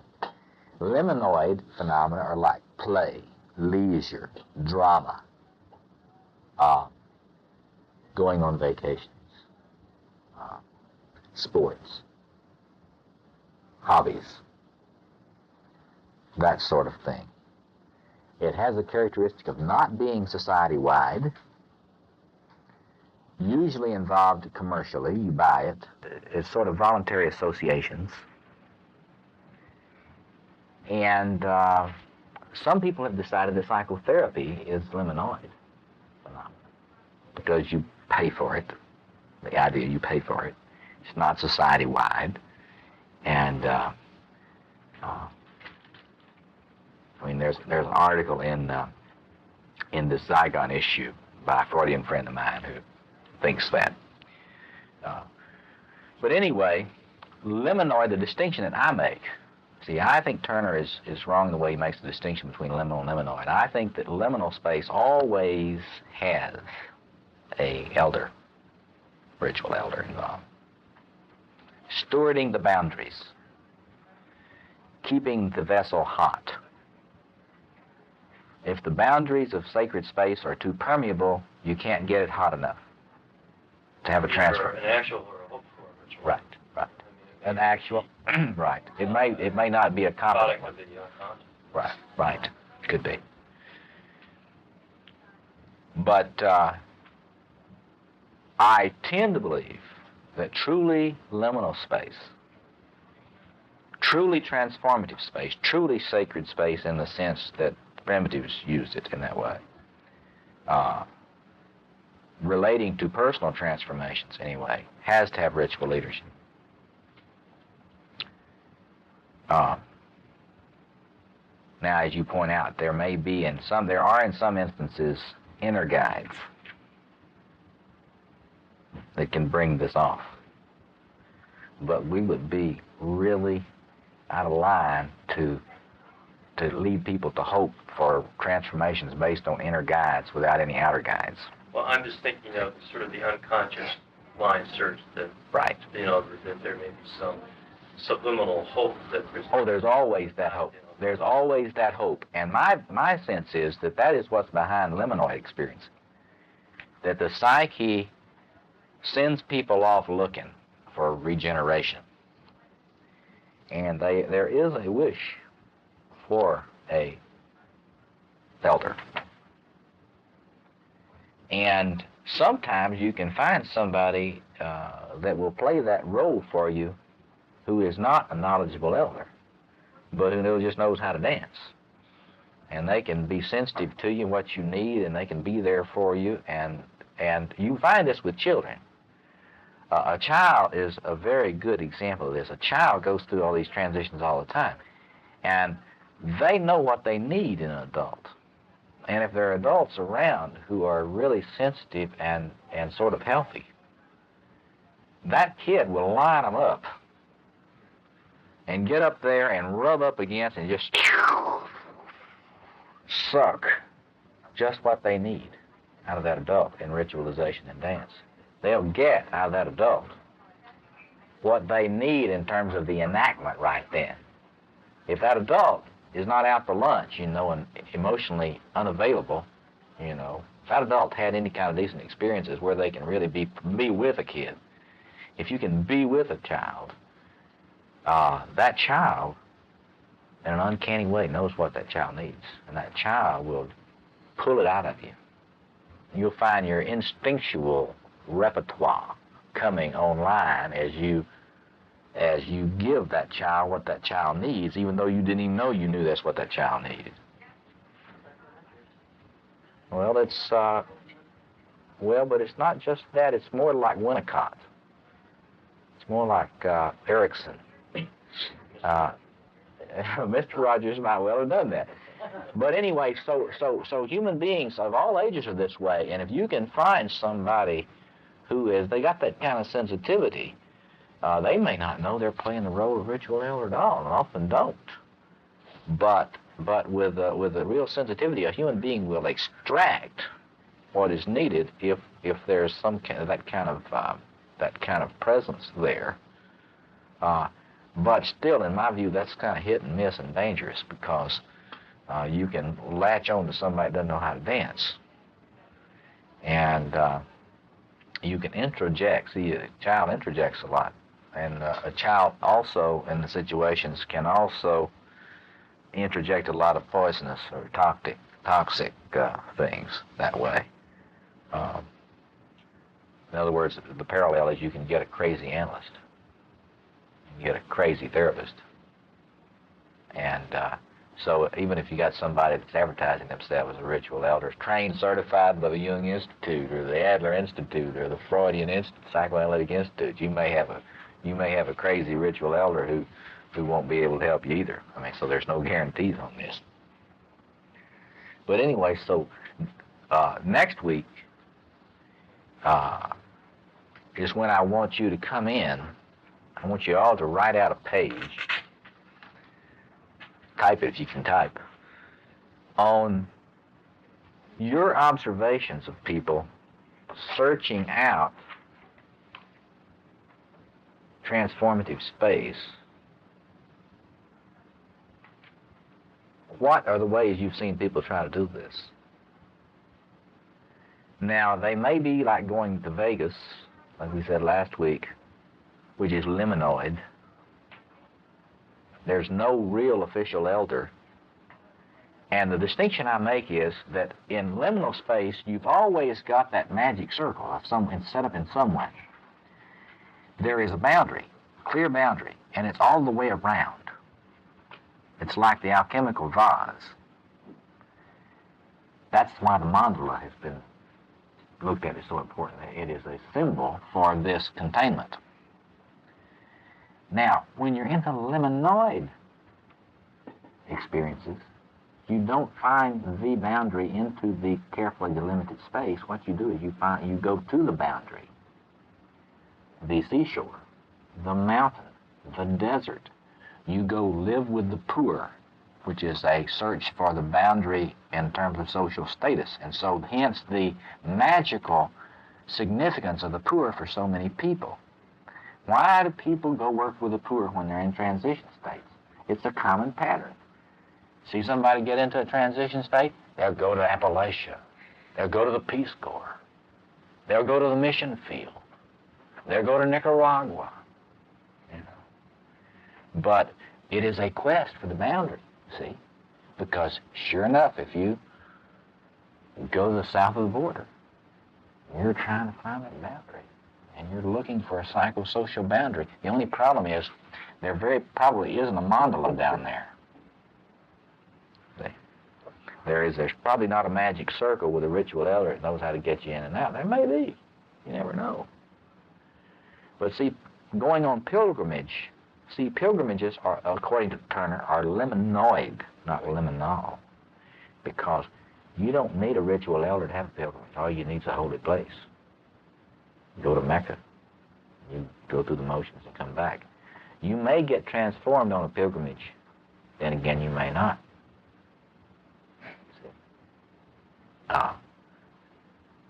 So journeys to the boundary in search of a door into a sacred space. See, your psyche knows you need a boundary. Your psyche knows you got to get to the edge, got to get to that threshold. But if you don't understand this business, you'll think the psyche will just lead you on a quest. I love that movie, Close Encounters of the Third Kind. There was so much about sacred space in that movie. If you want to have, this is a good assignment. If you got one of those, what do you call them, the VCRs, get Close Encounters of the Third Kind and watch it. Got the sacred mountain, got the appearance of the gods at the center, and you've also got this subliminal imprinting of the place you need to go. And that's what I'm talking about. There is a subliminal imprinting of the place you need to go when you get the need to get healed or transition state. You get to know you need to be transformed. So what I want you to do next week is to come in with your own notes. We'll share with each other what you have observed in other people and yourself about when you have needed, whether you realized it or not at the time, when you needed to metamorph. What spatial acting out did you do? A spatial travel is a spatial acting out of this thing. What it does on a liminoid experience, it is really sacred. It is sacred space. It's not liminality. See, sacred space is either liminal or liminoid. The liminoid feeds you. You get in touch with something in liminoid space. You get in touch with sacrality. It is different. There is a nourishment there, and it is an intimation. It's what Peter Berger calls its rumors of angels. See, you sense that there really is hope. And you know, human beings are tough. They don't need much to be able to hope. I mean, when you get people that are really, really gone, they haven't been getting much anything. And so this liminoid experiencing gives them, it feeds you a little bit and gets you enough strength to keep on going. And of course, Jungians think about all this in terms of individuation, right? And in individuation, there are many of these night sea journeys, right?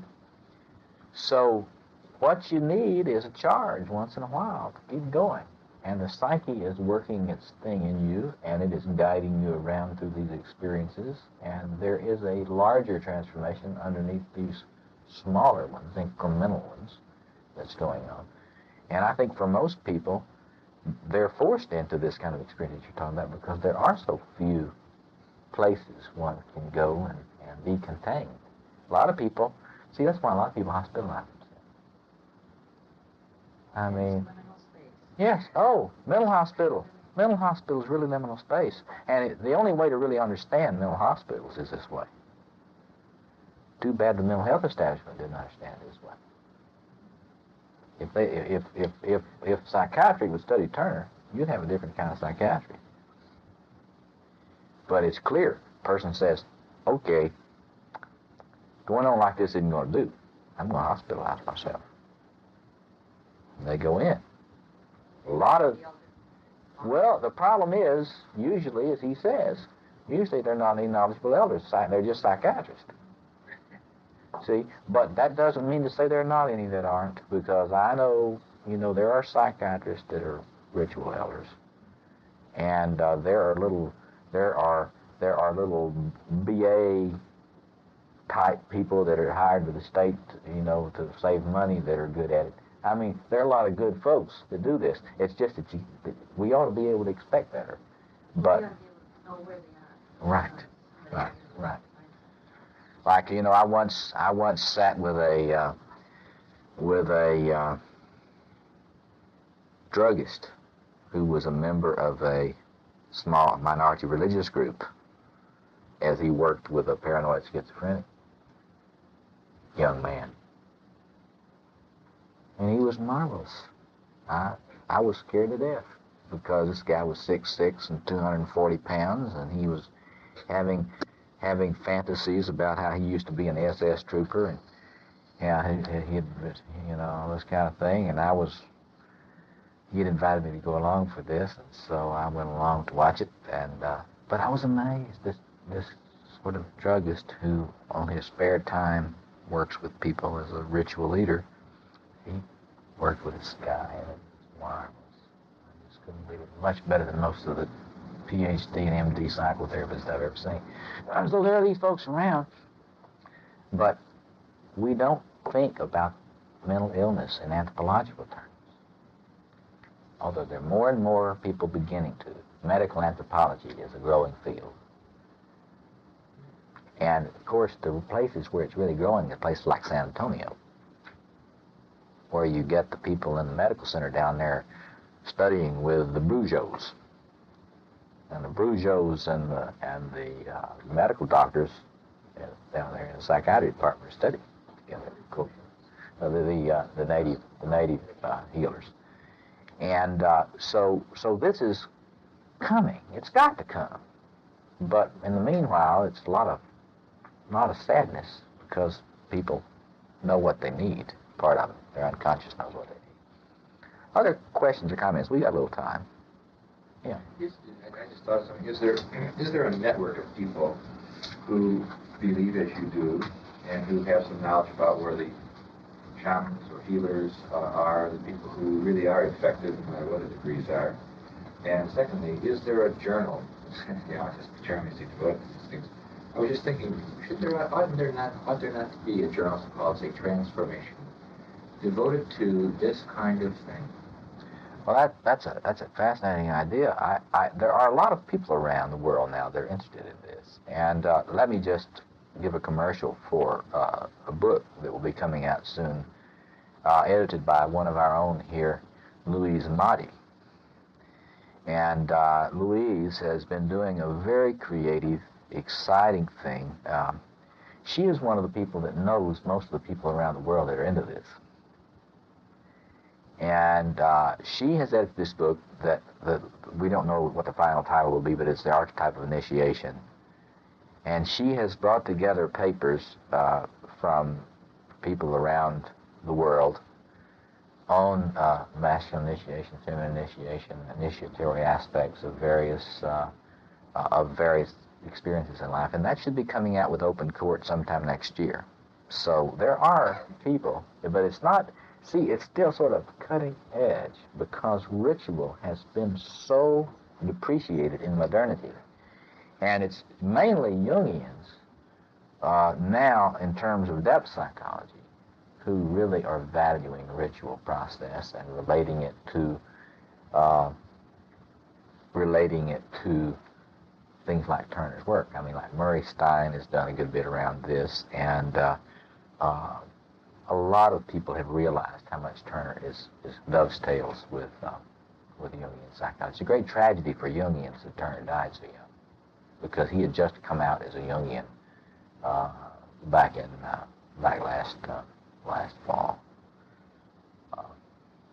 But anyway, so that will probably be growing, because once you begin to be aware of this ritual process and the necessity for the heterogeneity of space and this sort of thing, then you begin to see how this stuff works, and things begin to make sense to you that previously didn't seem to be related, and you begin to understand that human beings need this, whether the mental health establishment knows it or not, and just like children, they're going to get it wherever they can find it, you know? I mean, and if it is not very good ritual leadership, it still beats the hell out of none. See, and that's the way human beings are. And one of the attractions of so much countercultural forms today is precisely because it is out of countercultural circles that you get a concern for these matters. And of course, the problem with countercultural types is, since they tend to kind of be in an ideological communitas, we're all just going to love each other, and we're just going to have this one big Esalen on the globe, and we're all going to get into this global hot tub, and all of these, status distinctions and everything is going to pass away. The kingdom of God's going to come, and we're going to have the great dictatorship of the proletariat, and everything just sort of fades into this. And of course, if you're in that thing and you don't realize this, if you don't realize that wherever you got human beings, you've got status and you've got communitas. And there will never be a time when there isn't structure. And there will never be a time when there is not liminality. And so the problem with so much of the stuff that springs up spontaneously around for this is that you don't have people that realize that structure always is, and people have to deal with it. And you've got to come out of the womb sometime and deal with the cold, hard world. And so it's going to be a task of our generation. I mean, you've got to realize that there are people coming to you for ritual leadership. I don't care if you don't have any degree. I don't, care what kind of professional credentials you've got or lack thereof. There are people who, through the unconscious, sniff you out. And they come sniffing up to you, and in their unconscious they feel, does this person know how to dance or not? And it may be that they've got a clergyman, analyst with 3 PhDs, 4 diplomas from various training institutes, who doesn't know how to dance. I mean, so this thing is something that is not going to be professionalized. I think one of the encouraging things he said, or encouraging amount, is the reality testing and everything. And what you just mentioned, there always is a need for structure. And the obverse, whatever structure, there's always a need somehow for communities that you see coming. So the dialectic goes back to whatever the structure. It is a dialectic. Always will be dialectic. And it's a metabolism. It's a cultural metabolism. And that's the problem with totalistic thinkers. See, when you get into communitas, you get into liminality, especially in liminality, you think totalistically. To the extent that you're in it, you tend to think totalistically. Notice somebody's depressed. You ever talk to a really depressed person, or if you ever notice how you thought when you were really, not just a little depressed, when you were really depressed? You talk about totalism. There isn't any getting in there. It doesn't matter how good you are at argument. You're talking to a depressed person, and it's sealed. It's hermetically sealed. the darkness is just field. And so when you're in one of these states, you're in totalism. You need to be in totalism. But the person that's going to be the leader shouldn't be in it. The person who's the leader at least shouldn't be in your magic circle. I mean, they should be able to have one foot in and step out. I mean, it's not that you as a ritual leader won't be in your own liminality sometimes, but it doesn't make sense to try to lead when you're in the same space that you're in. We'll have a little bit more of a opportunity to share together next week, and that's what I want us to do all next week. So I want you to bring in your reflections on your own experiences of these, of quest for boundaries. When was it that you started getting the urge to find a boundary? What was going on? Tell us what you can. You don't have to tell us everything. I'd like for you to write it down if you can, if you have time, and you don't have to type it if you don't have a typewriter. But I'd like to have a copy, and because I like to collect these things, because one of these days I'm gonna write some more about it, and I want to be able to say that these are what people told me about their experience of this, about looking for the boundary when they've got disoriented, trying to find a place, when I was 18, I went backpacking around the world. There are classic genres of this, and they used to do this in Europe a lot.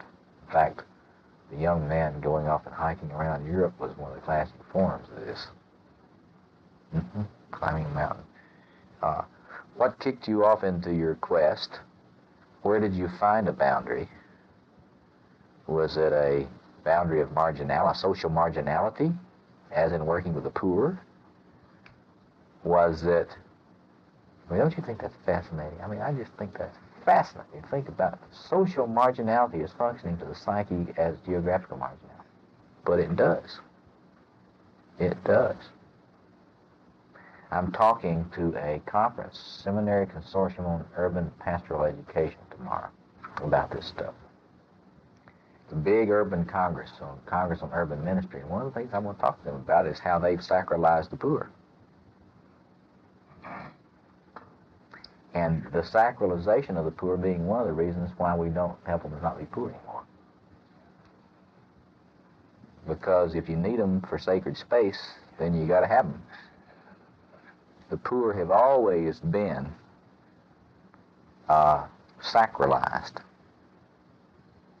by the more well-to-do. And this is a psychic reality here, and there is, if you read Jugenbuhl's Craig thing on power and the helping professions, there's a psychic need to keep them poor, so you can be a social worker and work with them, so you can be a missionary and a good Christian. See, there's a real shadow side to social programs. And my little rap I'm going to give to these urban ministers is not going to make me a popular man. But I'm going to say you really need to understand the inner landscape of being involved in this stuff, because if you don't... What about the Reagan administration, which in a sense increases the poor? Yeah, right. He's just in... No, he's in a different myth. He is in a hero. He's in the heroic ego myth. Riding off into the sunset, 6 guns, sort of the Gary Cooper myth. High noon is sacred space for him. And I'm serious, high noon, sacred space, my God. So what do? Well, you got a guy like Reagan who is very interested in sacred space, and where do you get it? Well, you get it in a standoff, a global shootout. And that is behind so many Armageddon fantasies. And of course, the clashing of the global cataclysm comes right in there, because that's when all of the opposites come up and have to interact. But so there are different myths that people act out, and you know, you got to be around or get a sense for the military mind to get a sense about the sacred war as sacred space. If you haven't seen Patton, get that for your VCR too, and look at that for sacred, because then you can get, and also Apocalypse Now. Oh, yeah. Because Apocalypse Now, if you watch Apocalypse Now, you can get a real experiential feel for this, because there's a scene in there where they're playing Wagner, and they're coming in the choppers raiding this village, and it's air cav, and who's that actor that's the air cav? Robert Duvall. I mean, there you see the god Mars. I mean, you see the joy of what a sheer joy of this. Talking about napalm, so you smell that sun? Smell victory. It's Mars. And see, as long as people don't realize that war does create sacred space, and so they get out of their mind that sacred space is nice. Sacred space is not nice, but human beings are sacred space junkies, and we always will be. So the question is, are we going to provide people with opportunities for transformation that are minimally dangerous? Are we going to force the dark side of the self to set us up for experiences of sacred space that are going to be more interesting? You know, they're gonna, you know, it's like that bumper sticker I saw. You know, a nuclear war can ruin your whole day. That's Reagan.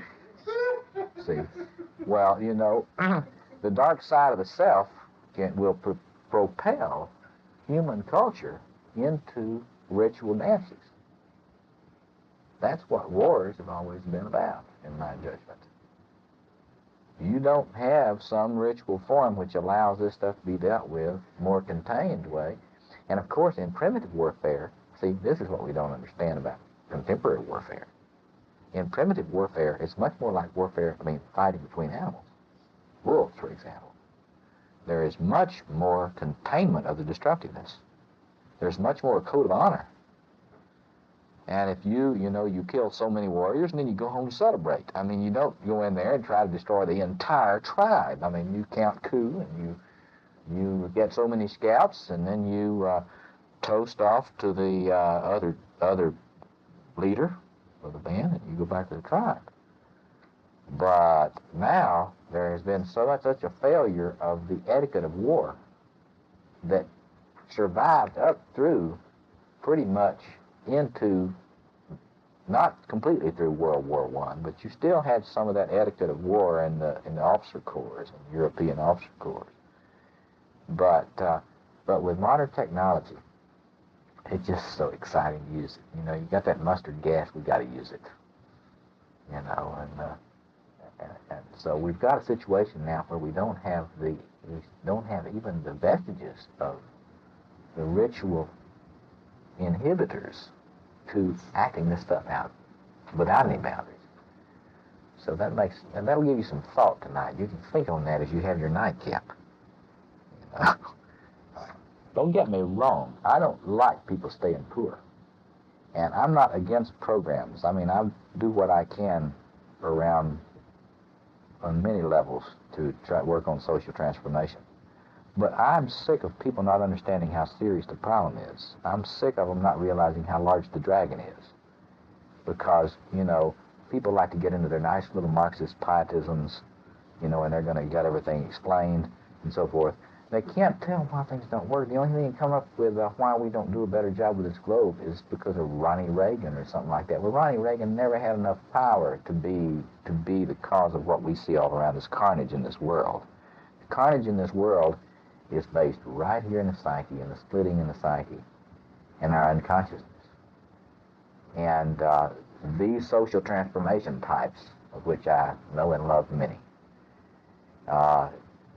still are living a pre-Freudian fantasy that you can have global transformation without psyches being developed, but yet not going to have it without human beings getting far more sophisticated about the subtleties and systems of the psyche, because we go around projecting all these inner soul issues on people that we allegedly are supposed to help. And well, just read Jung Bill Craig and you'll get my point. As long as if you are not in touch with the invalid inside of you, you've got to have invalids to work with so you can be the hero or heroine. I teach courses, on the demonic, evil dynamics, human dynamics of evil, and psychology and religion. And the thing that, at least is the kind of thing I point out that there is so much grounding. I mean, the only way you can understand the mess this world is in is if you understand the depths of this psychic division. Because we are running around split, and we keep so much projection going on that we have to have a split external world. Because if you have a split internal world, you cannot stand a external world that's not split. So, the Jungian vision of moving toward individuation or wholeness is something that can only rise. I mean, you can only allow the world to be whole if you can allow yourself to be whole. And the two processes have to come along together. It's synchronistic. You have to have a water that's rising that raises all the boats at the same time. But this is a very depressing thing to talk about because it makes it look a lot harder than if you just thought you had the right election. This would happen, or if you had everybody came on board with the right ideology, or if everybody had the right degree. It's really a spiritual, psychological, psychosocial reality that we're dealing with, and it's what St. Paul the Apostle was talking about when he talked about the principalities and the powers. Because the principalities and powers is just one way of talking about the sort of psychosocial enchantment that hovers around this globe. And it's the enchantment that Jungians are always talking about. The enchantment is when the self is, the psyche is split into projection and is divided against itself.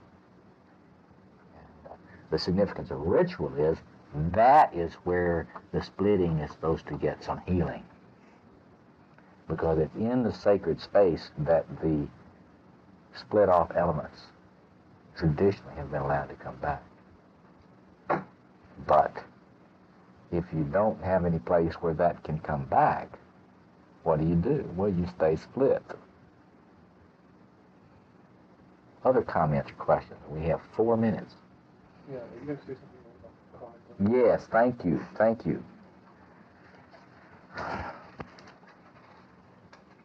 Well, that's something that I want you to look around yourself to see too, because you will notice people see there. We talked about the phenomenon of the regressive restoration of the persona, right? That's not chronic liminality. See, that's sort of a crazy form of being a structure. Give me some examples of people who are chronically liminal. That is, they got into sacred geography and can't get out. Now, who are some examples of that? Well, doesn't he mention something like what's he called, Dharma bums? Dharma bums back in the 50s, Jack Kerouac's crew. Yeah. Who else would be examples of that? That's right. Their whole life is conferences. Or their whole life exists in human potential groups. They don't really have any life between the group sessions. Such a wonderful pride. But they get burned out after a while. They get to realizing something's funny with it. You talk to people that way. People that are substance abuse, chronic substance abuse. Timothy Leary as opposed to Ron Don. One sort of getting into the reflection of depression. Right. I would put in this context somebody that's into promiscuous sexuality. and stays in it for more than a period of a year or two. And that whether it's homosexual sexuality or heterosexual sexuality, somebody who is in the promiscuous sexuality with a lot of sexual partners over a period of time much longer than a year, maybe two. But you see, the time we're talking about here is the same time required for a grief process in a healthy person to finish. The grief process can finish in 6 months, or it can finish in 2 years. But if you get going much beyond 2 years, you've got chronic liminality. And this chronic liminality is unresolved. We talk about pastoral care training all the time. We used to talk about chronic, unresolved grief reactions. Well, that's just chronic liminality. It's somebody that had a death and they never let the person die. And this is the parent they had a child die, and they've got the room just like it was when the child died. Or this is the widow who has the house exactly like it was when the husband died, 5 years later. This is the person who is divorced, who has not gotten rid of the ritually disposed of the sacred objects of the marriage, and wonders why they can't find another relationship. See, they're still wearing the engagement ring given to them by their former spouse, or still have all of the paraphernalia. And this is a thing that not very many people are aware of, but there are many people who have not been able to get started on another relationship, that if a friend or therapist points out to them, of course you can't, you haven't let this one die. And if you begin to look around, you will notice all of the ways in which the chronic liminality is sustained. Now, yeah. Is there a difference between chronic liminality and, I guess I'd call it perpetual liminality? Is there some states, like the shaman, who is always on edge, always in a liminal state? Well, you see, you got to be real careful about that, because there are people that think that the shamans and crazy people are the same thing, but that's not true. A shaman is an initiate. A crazy person is a failed initiate. A religious leader is not in chronic liminality, and a shaman is not in chronic liminality. A shaman can walk in both worlds. A ritual elder can walk in both worlds. But to the extent that a shaman was really in a liminal state, he would not be able to function as a shaman. Because if you're in a liminal state, you are not able to function as a ritual elder for somebody. You may act like you think. There are a lot of crazy people in mental hospitals that think they're global religious leaders. But now, if you study shamanism carefully, it's not to say they're not in touch with liminality. They've got 1 foot in each place. They used to say of the great Rabbi Ben Yohai, he was a great tree that stood in both worlds. And that's the case with a ritual elder, and is not lost in it. If you're really in a liminal state, you really are disoriented. No such thing as being oriented in a liminal state. That's the good news to you folks that are in liminality. If you're worried about yourself being disoriented, just welcome to liminality.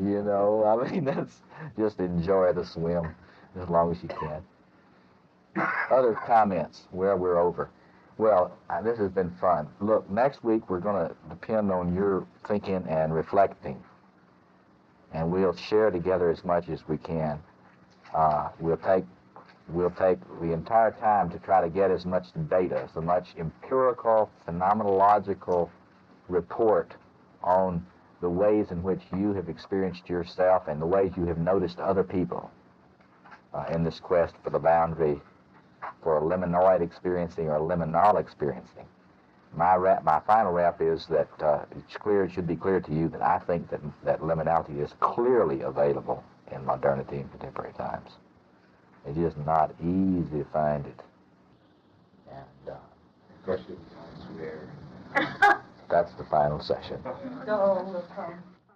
We're going to be bringing this together in the context of psychotherapy, contemporary psychotherapy in general first, and then especially in the context of depth psychology and psychoanalysis in general, and then in Jungian analysis in particular. And I will be talking some about why I really do believe that Jungian analysis is one of the preeminent places today, at least in our culture, where truly liminal experience can be had, though certainly, as I've said before, by far not the only place. And let me just review just briefly now what we've done. We started out looking at traditional views on what we call the heterogeneity of space in human experience. We looked at Eliade and his concept, his understanding of what it takes to have truly regenerative space and for real renewal and rebirth and initiation to happen. And as you remember, Eliade was very clear about the relationship between the heterogeneity of space in human experience and the capacity for any kind of rebirth and renewal to occur. But he took the standpoint that that could not be something that modern contemporary industrial society persons could experience. That in his view, the only thing that we can experience are vestiges of that kind of space. As he put it, the place where you first fell in love, or some dear place of your childhood, some very special places which clearly then for you, the very existence of those things mean that space is not homogeneous totally, because there are places that carry what we would call energy load or some libidinal load for you. And then we turned to Turner, and we looked at the way in which Turner built upon the work of Eliade, and especially Arnold van Gennep, and Van Gennep's work on the rites of passages. And we looked at the way in which, in many ways, Turner agreed with Eliade about the reality of the heterogeneity of space and human experience and the necessity of that for human culture and personality. And we saw Turner's movement beyond Eliade in saying that contemporary persons do experience the heterogeneity of space more clearly than Eliade thought. And that space, however, is divided now in such a way that you have two forms: Liminoid space, which is the space he believes characteristic of contemporary life, the sacred space characteristic of contemporary life, which is a fragmented liminality, a partial, in other words, liminality. And we went into the ways in which liminoid space and liminal space are different. And then we pointed out that Turner, like Eliade, really does not believe that truly liminal space is something which is in contemporary industrial society. And then I presented my own view on that, saying that I believe that Turner was incorrect in his understanding of liminality and what constitutes it. He had believed that the way you tell is whether a ritual process is society-wide or not, as it couldn't be in a tribal society. And since a tribal society could have a society-wide process, then it could be truly liminal. And that since modern society is so much more complex and divided in its organization, that's why you couldn't have this. My argument with Turner has been on this, that he put too much emphasis on the nature of the society in question and not enough emphasis on the availability of ritual leadership. And I emphasize much more than either Eliade or Turner did the importance of the creation of the boundary, the thresholds for sacred space, and the stewardship of that boundary by a ritual elder of some form. Because if that boundary is not, and you can think of it in the context of a magic circle or a sanctuary or the precincts of a temple, but if that space is not clearly delimited, and if there's not someone who stewards that boundary and makes sure that boundary is kept inviolate, and if there's not someone who knows when you need to enter and when you need to leave, and what you're doing in there anyway, what the purpose of your being there anyway, then it is unlikely that transformation processes will proceed without some difficulty. And we talked previously about one of the main problems is that if you don't have what we Jungians call a tight vessel, a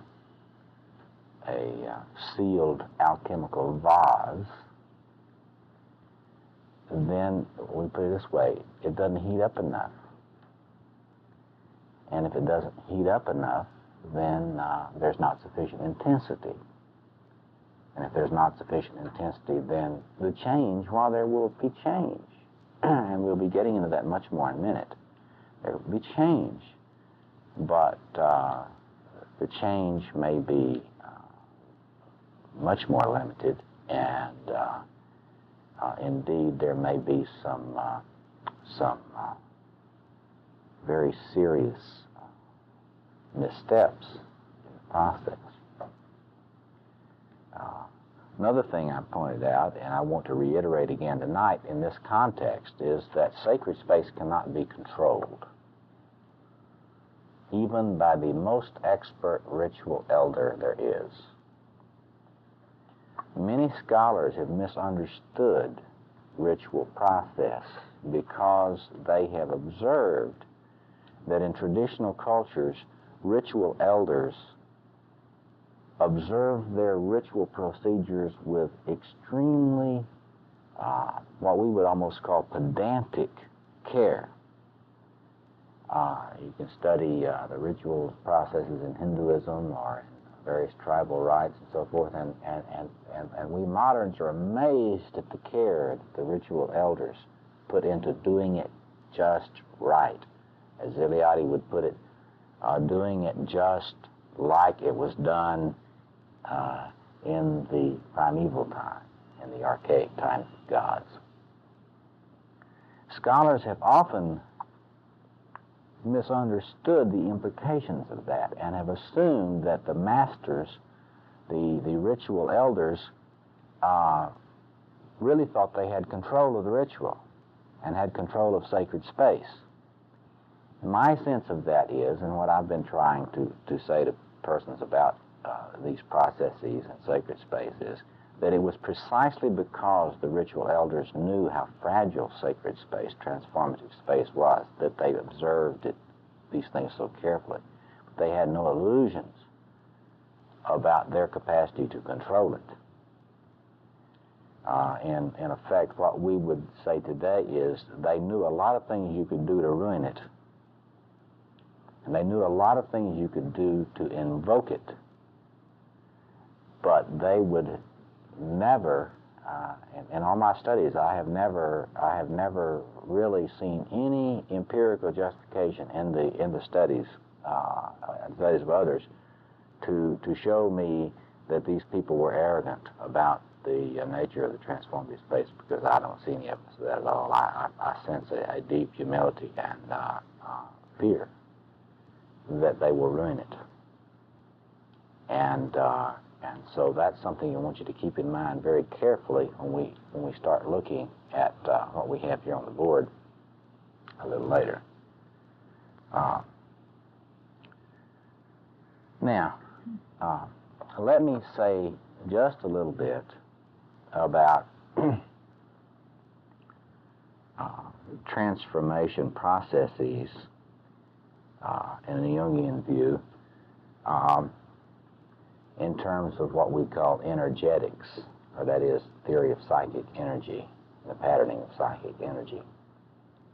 See, there are people who quite rightly argue that the individuation process goes on naturally. And, you know, you get kind of a division among Jungians. Some Jungians think that large numbers of people individuate and go through their life cycle without ever hearing the word Jungian analyst or Jungian analysis. Others who are so aware of the human psyche's tendency to split and for needed transformations not to occur,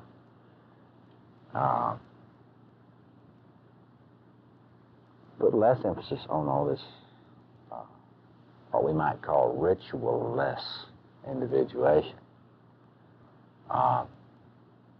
Truth is probably somewhere in between, and I want to just comment a little bit about why this business is so subtle. Because in the Jungian view, quite rightly, the psyche is developing. It is a natural process. It is what we would call a biosocial process, and there's a metabolism going on.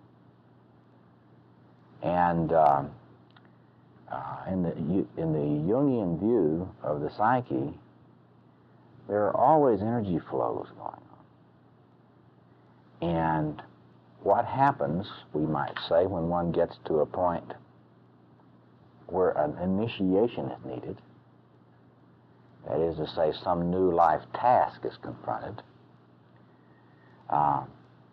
the libido in that individual may be able to confront that and may be able to engage it and may be able to move on through that process, given certain developmental prerequisites in their past life. They may be able to do that. But one thing that we also know is that human beings have always realized that some transitions are harder than others. And they know that a lot of the time when the very difficult transitions are encountered, whether they're life cycle related or catastrophe related or something like that, that you need some supports to the individual psyche in recanalizing the energy. In other words, reshaping the energy flow in the psyche. And I want to recommend to you Anthony Stevens' book, Archetypes, A Natural History of the Self, for an excellent reflection on the biological bases for understanding the kind of ritual processes we're talking about. That is the book that Victor Turner, incidentally, was using in responding to these kinds of issues in the Zygon article, Brain, Body, and Culture. But anyway, so certain individuals may need less pronounced, less obvious ritualization And I think some of our colleagues would say they just don't engage in ritualization much. I do not agree with that. My assumption is that anywhere you have individuation occurring, you have ritualization occurring. Period. I don't think it could very easily be argued that one can go through an individuation process without ritualization of some form, in some location, in some way. It may never be called ritual. It may not have anything to do with any professional person, but there is some ritualization occurring, and I would refer you to Eric Erickson's work on ritualization for a little context in that. Also, the recent psychoanalytic literature, such as that of D.W. Winnicott, on the importance of the holding environment for personality development and so forth. So anyway, my own view is that that the two things always occur together in some way, and that if somebody suggests that a person is just initiated by the self, well, we Jungians can say certainly all initiation is done by the self. That's right. But my response would be, show me a self that isn't grounded in a social process. I haven't seen one yet. And so our deep intrapsychic perspective that we operate out of needs to be contexted by a sense for systems and the social world in which that individual is individuating, and ritual process enables us to think about that. Now let us turn to the two papers I suggested that you read for tonight, and I'll just highlight some of the points there, and break in and interrupt me at any time as I talk about this for clarification. We will take a break at 8, and then we'll come back and discuss all this stuff.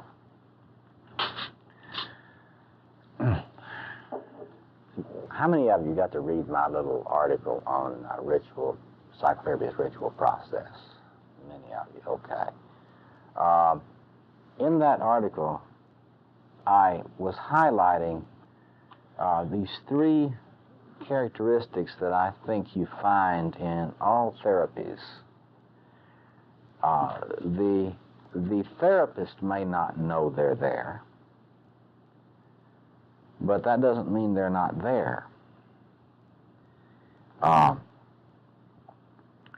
I invite you to think with me just a few minutes as we talk about submission, containment, and enactment in the therapies. In that paper, I talked about group therapies of various forms as an obvious kind of illustration of these principles. And I mean group therapies ranging as wide as family therapy, psychodrama, group psychosynthesis practices, Gestalt group practices, what we used to know in the old days as encounter groups,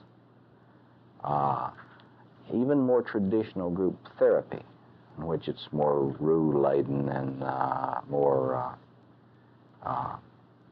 shall we say, conventional.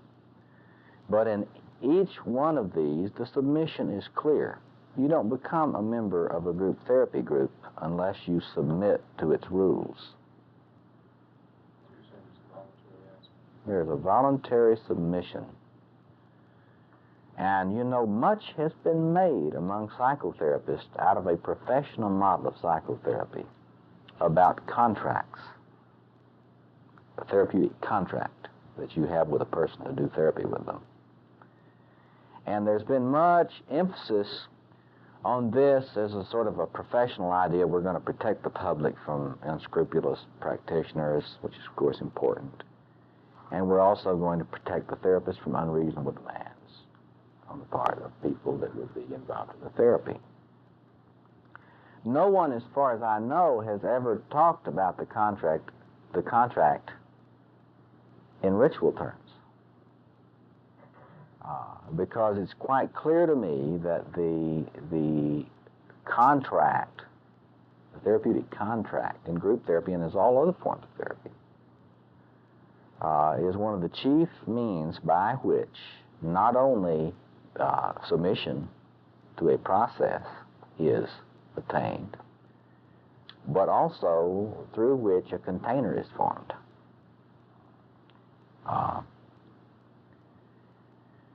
And I suggest to you that this idea of submitting to a process is very key. The idea of submitting to a process. You know, people are really, get a bee in their bonnet these days. You talk to them about submission. Submission is not a popular value today. Ever since the Enlightenment, when autonomy became so central as a cultural value, submission has gotten a bad name. It's quite clear to me, however, that there is a submission to process. You can see the parallel in going on a pilgrimage. When a person goes on a religious pilgrimage, they can relax their ego control somewhat and give themselves over to the structure of the pilgrimage. And if they just flow along with the pilgrimage, it organizes their lives for them. They're supposed to be here one day, there the next, do this ritual the next, and so forth. And a therapeutic process has its own structure. And you can really see that in a group process. If you've ever been, how many of you have ever been in group therapy? If you've ever been in group therapy or any kind of groups that approximate it, you'll notice that there's a lot of ritual behavior involved. You do the same thing every week. And it's, people that have studied sociology, Goffman and things like that pick up on it, but they still don't really think about it as ritual process very clearly. But anyway, so there's a submission to the contract. And in most of these therapies, there is a submission to the therapist in some way. Now, a lot of therapists are really antsy about admitting that. They want to present themselves, well, we're the advocates of autonomy, blah, blah, blah. But the fact is, when you go into therapy, it is an act of submission that is very substantial and dangerous. I mean, just as going into any liminal state any time in history, including today, is dangerous, going into therapy is dangerous. Look at the statistics of with regard to abuse of client confidence and trust that you see in studies with the APA and so forth.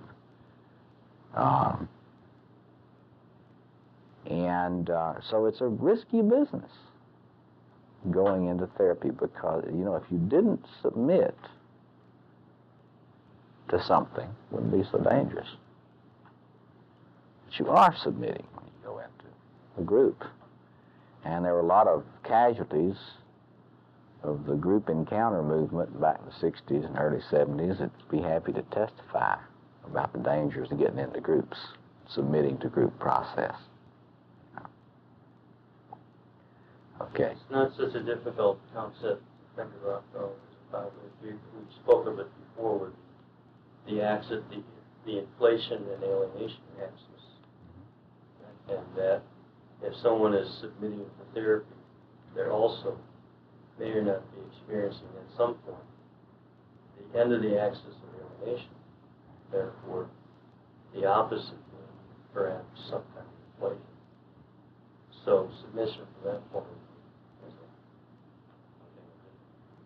Well, see, yeah, but that's one of the things a person has to deal with in going into therapy.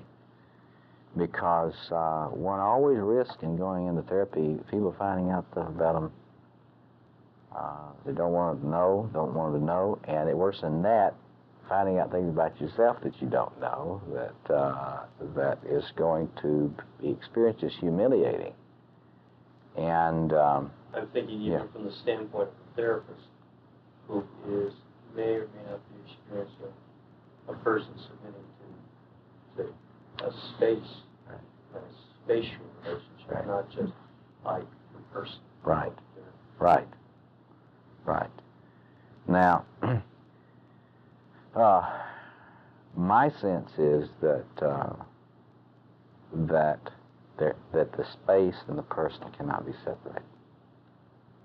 That they can only be separated in the mind of a nice, naive therapist that really thinks that they don't carry incredible power as a therapist. There are not too many of those. People know, because certainly analysts know, because they've all had to be in analysis, and they know how much power is given, freely given, to this healer, and yet that's frightening, and I think people's unwillingness to admit and there are people that are unwilling to admit that. I think that is usually a shadowy thing. I think that you look at Eugen Buell Craig's books on power in the helping professions. If you're not conscious about the power that you have in your helping role, it will simply be unconscious. And you can abuse it easier, see, without having to feel guilty about abusing it. See. You were going to say something. Is the clever also that at the same time maybe that's a more containment that the certain things to each one elder will allow address that brings. I'm often shocked, especially in Freudian analysis, the kind of ruthlessness with which things are made that are not really manageable, like in experiences where death is not yet a great danger. That connectivity. Well, I think that you're right. A lot of things are confronted that are not manageable. And I think that that's true in many different therapies, because one of the fantasies human beings have is that life is manageable. And that's one of the first things that needs to go.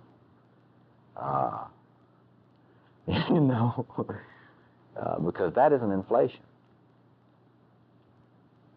One can cope as best one can, but one should never get into the fantasy that life is manageable, because it simply is not. And but anyway, it's not just Freudians. People in various schools, people in process of therapy encounter things that are just very different. They're not. They vary. Therapies vary on the style of confrontation. Some therapies are very confrontive, getting people to face things that they are not wanting to face. Others are much more gentle and receptive in their modes, but still people have to confront things they don't want to face. Jungians are normally very receptive and don't push people further or faster than they feel they need to go. They don't like rushing people. But still, my experience of Jungian analysis is that you get confronted a lot with the psyche. But the submission business is always submission to a process, and that thing is most obvious. And it's also submission to a leader in some way. It's also submission to a sort of dethronement. For example, if you're in group therapy, you have to submit to a certain kind of communitas, a certain kind of equality with the other people in the group. You think about AA groups, which you can really look at as ritual process in a deep way. And you got to say, I'm an alcoholic. You can't go in there and play big Standard Oil executive, even if you are one. You have to submit to a ritual humiliation. And that ritual humiliation is not without its purpose. And it's not a sadistic purpose. It's to deal with, fairly directly with inflation. But anyway, let's just talk a little bit about containment. We're going to be talking about containment a lot tonight. And that is something that you can see clearly here. It is the containment which makes possible the facing of the split-off truth. Now, this is true in all the therapies. The ones that you would have the hardest time making a case for would be behavioral therapies. But I would argue, just show me a behavioral therapist and let me watch him a while, and I'll show you how it's ritual process. Even with a behavior mod therapist. But you get this special kind of space, and things can be said and felt there that will not be said or felt anywhere else. We talk about the repressed returning. In traditional times, we talk about the gods speaking, sacred instruction, suffering, acceptance of suffering. You can say that it is that container that makes possible the individual suffering that which he or she has always needed to suffer, but simply could not get the courage up to suffer. Jung makes it very clear that a neurosis results when someone is unwilling to suffer that which life requires them to suffer. And so what the container does is to give you a place where you feel, let's put it in Winnicott's terms, you feel sufficiently held so that you can let yourself suffer what it is that is timely and appropriate for you to suffer, or what you've tried to postpone. But without the containment, as we would put it, you couldn't stand it. I mean, human beings can stand a lot, but what they can't stand is this kind of suffering that is required at certain critical points in life without a environment which holds them like a mother holds a child in some way. And so the container is in some ways a mother. It is a womb. And in fact, I would argue that the prototype or archetype for effective ritual leadership is a mother, a good enough mother, as Winnicott says, with her infant. A good enough mother with her infant. And what Winnicott means by that is that it is a person who is attuned to the organism of the other person and doesn't intrude where intrusion is not desired, and yet does not absent when absence is not desired, and where the child is not protected from the necessary suffering that the child must do at various stages, the necessary struggles. The Freudians call that optimal frustration. You must have optimal frustration for growth to occur. And the good enough mother allows optimal frustration. The pampering mother does not. Hence, the child is not initiated at the through the things a child in early childhood needs to be initiated into. But anyway, so that is sort of an image for that containing environment, that holding environment, which is what the containment is. Any questions about that before we go on? Yes, ma'am. Is there any way of doing that for yourself, making an environment womb-like? Not in my judgment. I may be wrong, but I don't think so. Because you can't be inside the pressure cooker and outside it at the same time. And, you know, you might turn it on, turn the stove on, get somebody else to put you in. I don't know how you get into a pressure cooker and turn the stove on and then turn it off before it blows up, you know. And that, well, I'm really serious, because now it doesn't mean, remember, it doesn't mean that you can't go through individuation. You know, some cases, without, you know, having cooked at 450 degrees for 12. Some people can. Some people apparently, and I suspect personally that it's got to do with their early childhood experiences. I expect that the better your early childhood experiences were in terms of what we call object relations, I suspect that the easier it is for your libido to shift at appropriate places in the rest of your life without massive intervention. I suspect that. I'm not sure, that's just my idea about that.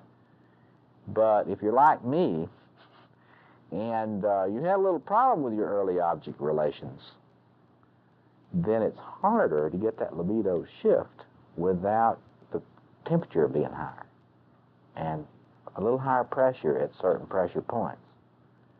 And so I guess I would say that what is not going to happen is you can't heat it up very hot by yourself. And if you're a person that needs it to be hot to cook and change, then that won't help you. If you're a person that's really, really well put together and you had this great mother and father and home and optimal frustration and your mother was good enough and all these things, and you made it through those rapprochement subphases and all that stuff before you refine and all that sort of thing, that you might not need it to be turned up so high, and that ordinary interactions might help you get through these things. Increasingly, I doubt that, but I always say that just to, you know, I don't see too many people. I see a lot more people who are aborted and uncooked and unfinished and so forth than I see that got through it without a container. Yeah, you will say something wrong. Bob?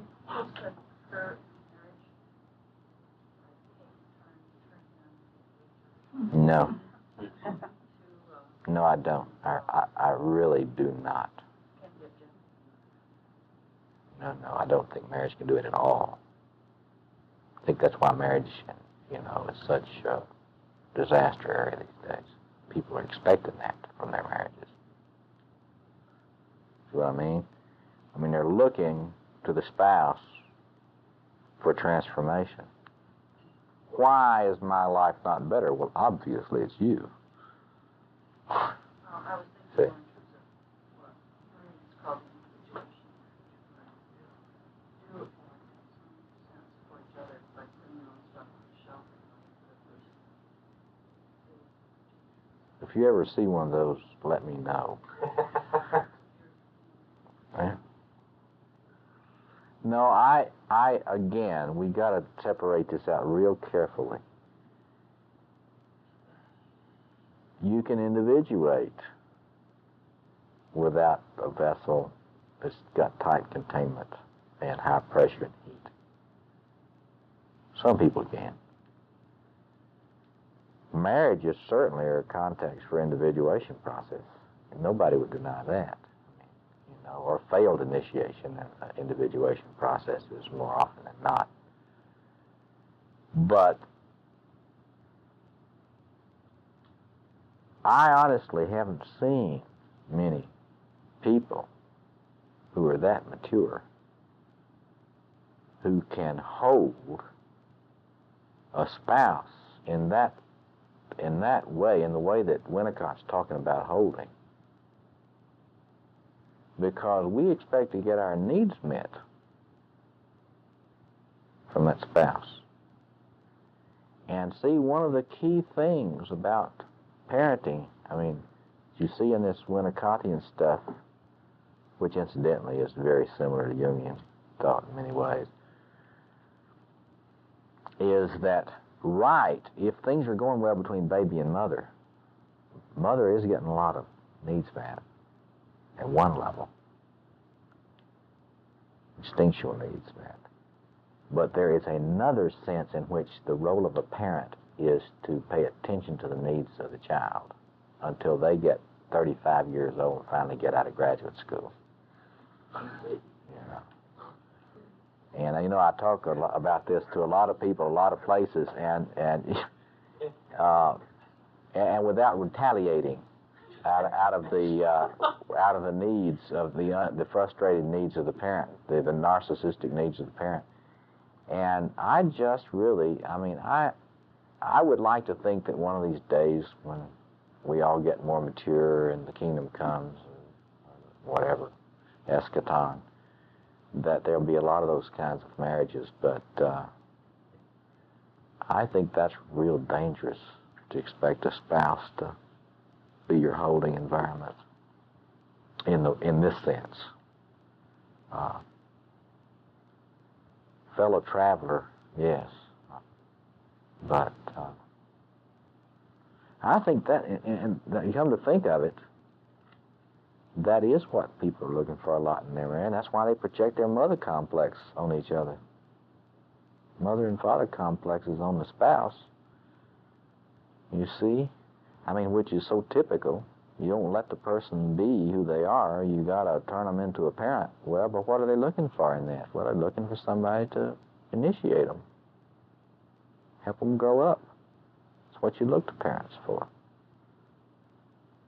So, it's undoubtedly, the need for it's undoubtedly present.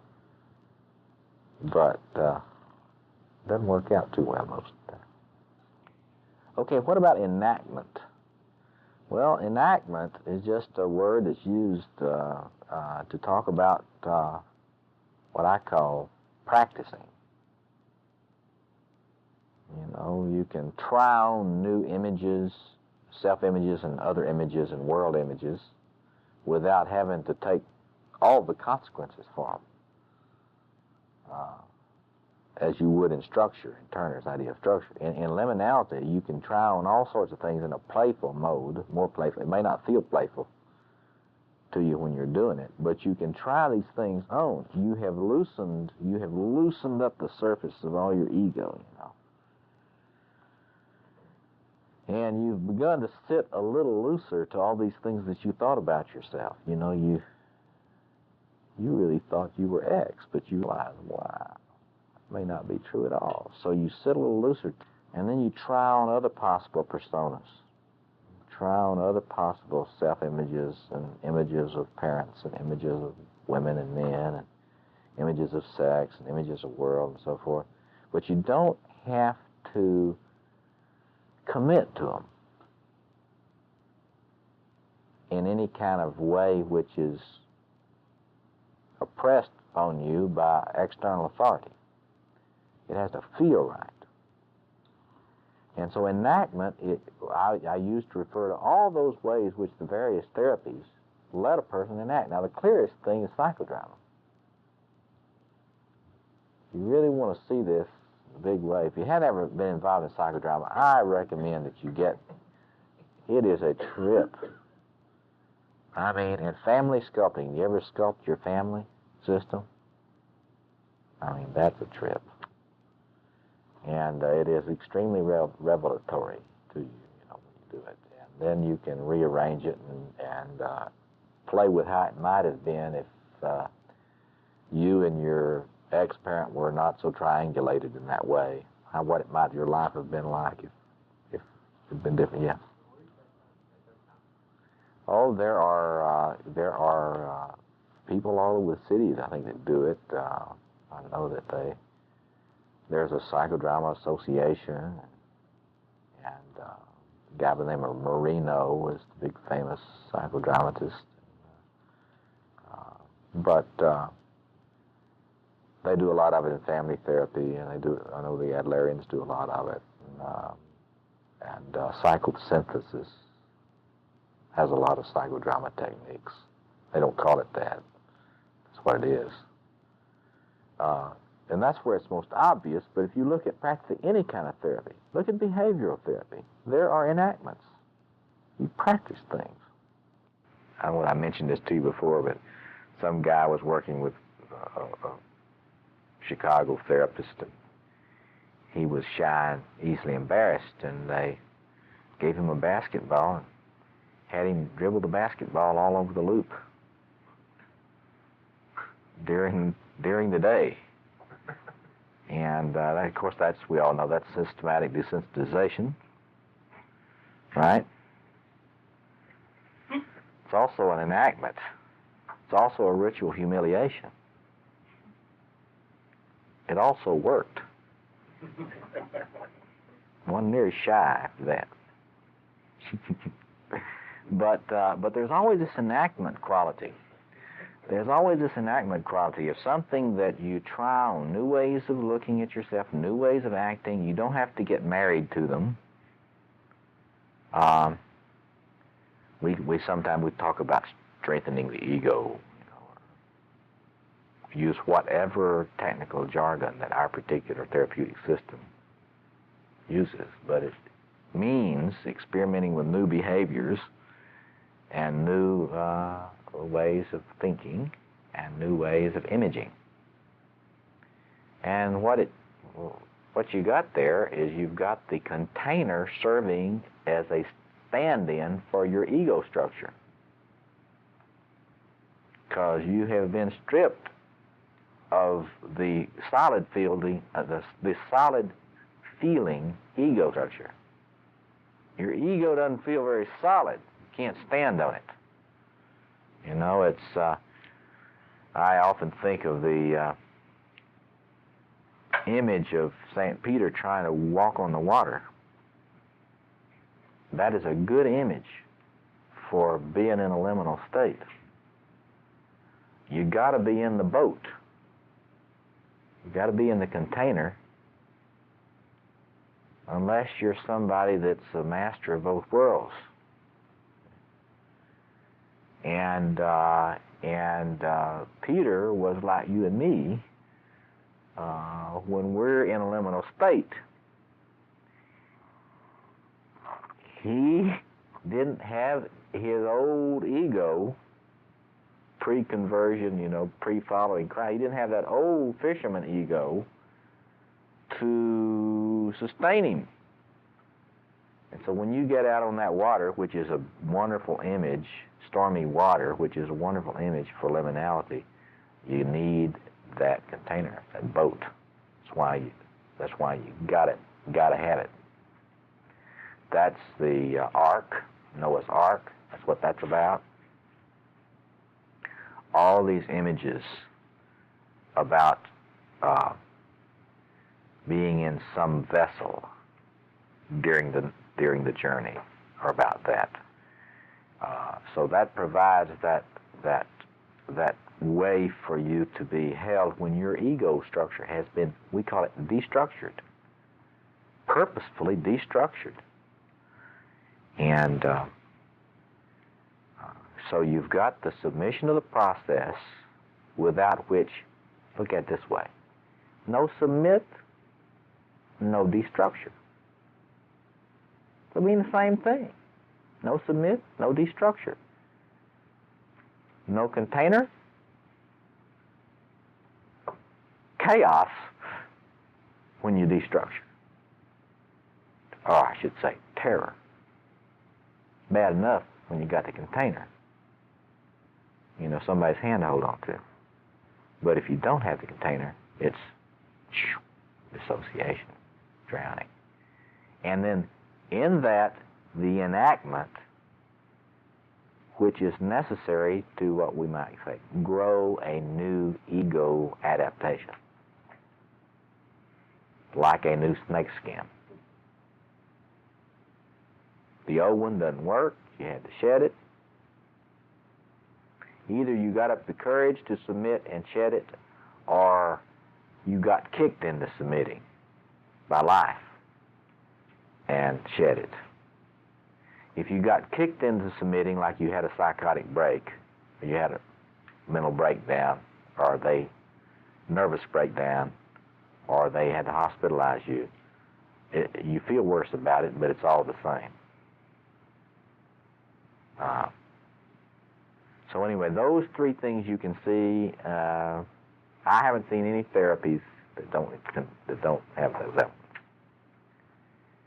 elements. Most therapists, you tell them they're ritual leaders, taking that as an insult. Because of the tendency, the Freudian, the old-time classical Freudian negativism about ritual, which is changing a lot now.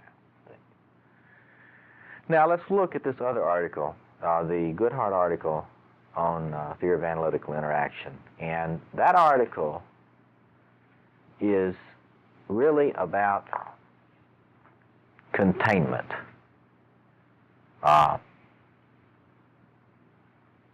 It is 8 o'clock. Let's take a 5-minute break. Come back. I just want to move through these, the points in the second paper quickly. William Goodhart is a San Francisco Jungian analyst of some repute. In this article, he discusses the important work of the Freudian analyst Robert Langs. And Langs has put a great deal of emphasis on the importance of the frame, what he calls the frame in analysis, which is simply another word for the boundary and the constitution of the container we talked about. And they put a lot of emphasis on sessions remaining at the same time, regularity of payment, and a number of other things which are used to talk about keeping the frame. And great deal of emphasis put on regularity.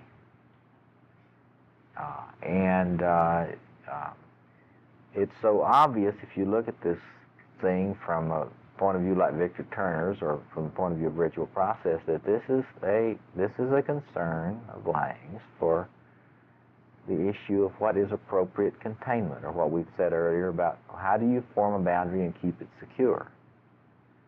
Langs argues, and Goodhart's talking about Langs in this article, Langs argues that if you don't keep the frame, you either get faulty healing processes or none. And so there's also an assumption that if you're not keeping the boundary in the therapy, for example, if you're working with someone and they ask to change their time because such and such happened. And if you do that without dealing with the desire to change the time, according to Lang's, you may be telling the person unconsciously, I cannot contain you. That the unconscious message the person may get is that if I let if the message is this, if you let your chaos out, I won't be able to take it. And it will spill all over everywhere. Maybe even destroy me. Now, there are many of us in the Jungian community that appreciate Lang's very much, but think he's too literalistic about how one keeps a boundary. It's been my experience that a therapist can break almost all of Lang's rules and still be capable of very adequate containment of a person. In other words, this needs to be studied much more. The whole issue of containment needs to be studied very carefully, very closely in therapy to see the various ways different kinds of therapists do contain. But the point is well taken. I mean, you don't have to be a literalist, what I call a fundamentalist Langian, to understand his point. That is to say, if you feel like you've got a lot of chaos in you, and it terrifies you, all these feelings, positive and negative, that scare you to death, and that you've split off, you have to be sure that that person you're working with can handle it, can stand it, and won't run, or in some other way allow your self, your psyche, to be spilling all over the place. And so that is the concern that Goodhart points out, and he talks about how Jungian this kind of point of view is. And they come up with these three different kinds of interpersonal fields that can exist at any time in therapy. And one thing that's helpful to realize is that no therapist or analyst can ever create the most healing space on demand. It's not in a therapist or analyst control. An analyst, by virtue of who he or she is or what they do, can ruin it. You can guarantee that it will not exist by behaving in certain ways. But you cannot make this is the best secured symbolizing field. And I'll go through the persona restoring field is when you and your analyst are engaging in something that makes you both feel good. Talk about something good and feel good. Therapeutic relationship has got some of that.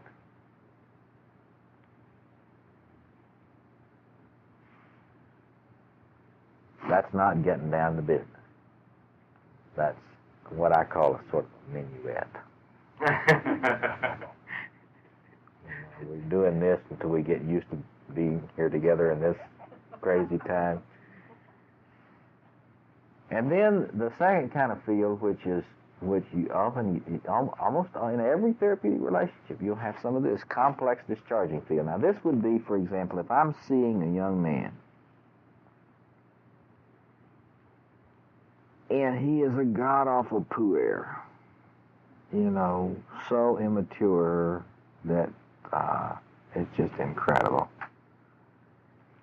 And I project my puer shadow onto him, see. I'm the therapist. I project my own puer stuff onto him, my own unresolved, immature young man. I project onto him any issues I have not dealt with out there. And then he constellates in me my own negative father complex. And I constellate in him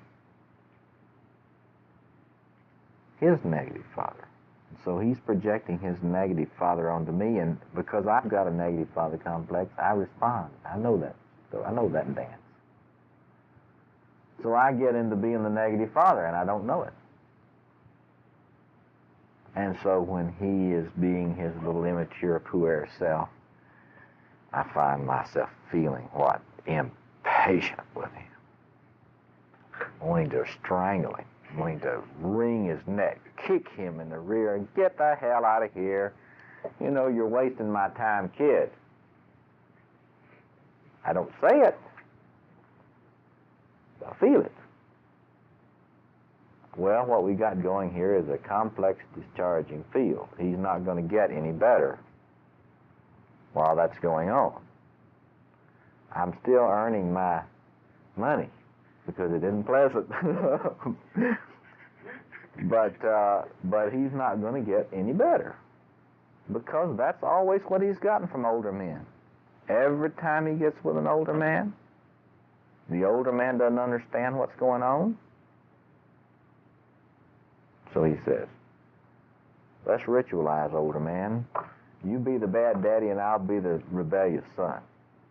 See if we can get this one going. And the amazing thing is they can get it going with everybody. You just watch it. They just get that going. But nothing ever changes, right? I mean, it's always the same. Fired from 14 jobs, you know, because they got into this with their boss, you know. Well, the change occurs when you get the secured boundary. And the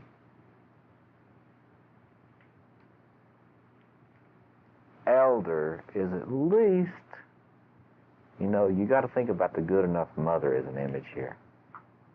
Not a great analyst, just a good enough analyst. Or a good enough therapist. Not a great one. A good enough one. One that can know when they can catch themselves after the session. They say, holy Moses. Really had me into it. I got to be aware of that next time.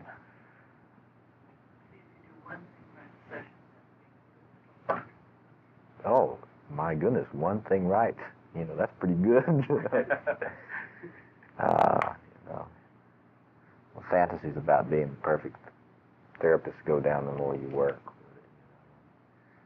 But anyway, but the capacity to increasingly get more sense for what we call countertransference, to be able to pick up when this kind of thing is happening. Be able to get conscious of it, be able to intervene in it, you know, hopefully. And of course, the therapy, and this is the problem with a lot of therapies. A lot of therapies do not teach their therapist. First of all, they don't require them to be analyzed, so they don't know their own stuff very well. Number two, there's not enough emphasis on countertransference and transference, and therefore you're not taught in many therapies to be aware when you are becoming the other end of the dance in a non-healing way. Do you see complex discharging as alternative? Well, I guess the reason I'm asking that is good night or good body or whatever. good heart. Good good something. Good night, good body, okay. All right, go ahead. Okay, well, I thought, We won't get into that. Goodhart seems to talk about, maybe I'm misreading it, but frequently in terms of there are some really positive things that can happen during. That's about that, in the sense that, I mean, for example, you do need your positive father complex to come into play and work. You know, there's some complex discharging that can be healing. You're right about that. But what I'm really referring to is sort of the unconscious kind of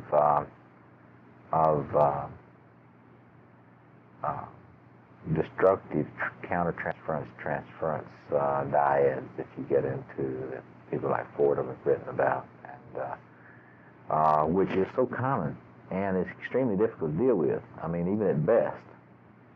But it's by no means always bad. But the thing that both Lange and Goodhart emphasize so much is that if you don't get to this secured symbolizing phase, you won't get any deep transformation. You get rearrangements of things. And the secured symbolizing phase is when there is enough of a sense of being held and contained, and a sort of playful mode has arisen in which the unconscious can really kind of flow, gets into a flow, and a person can begin to experience their feelings and their images and their fantasies, and it is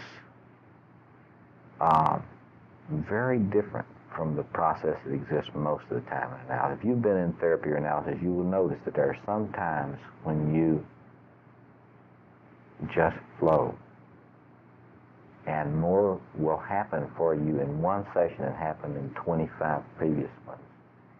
And you know it's not because the analyst did anything, himself or herself, or that you did any Turner's communitas. It just, the conditions are right, and it comes.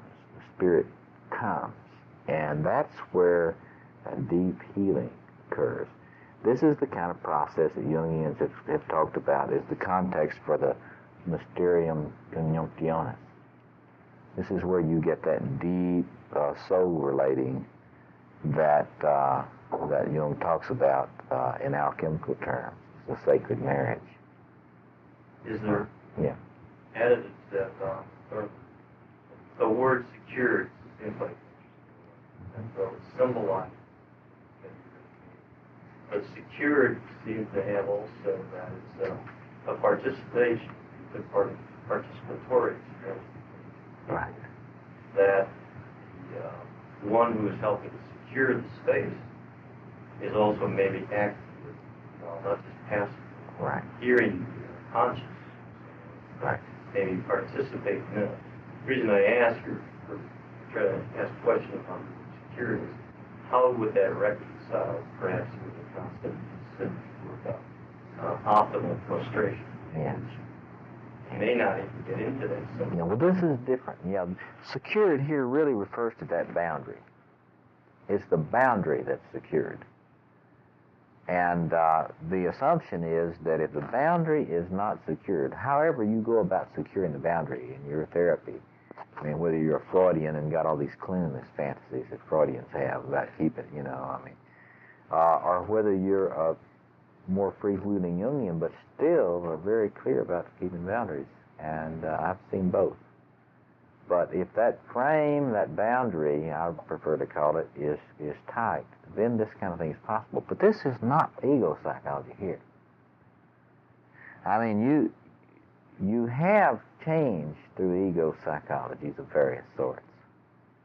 But what is being talked about here, and when Lange is talking about that chaotic core being able to come up, talks about getting to the deep chaos in the psyche, where the real wounds are, the real deep ones, that those things won't get healed through ego psychology in the sense of strengthening the ego or through learning new behaviors or that sort of thing. That those kinds of things, this is what Jung talks about analysis in various stages, and the last stage is transformation. And I really believe that what you're talking about here is deep, unconscious to unconscious changes. And clearly the unconscious of the therapist or analyst, in this case, I think usually analyst, is, as Jung said, in the soup.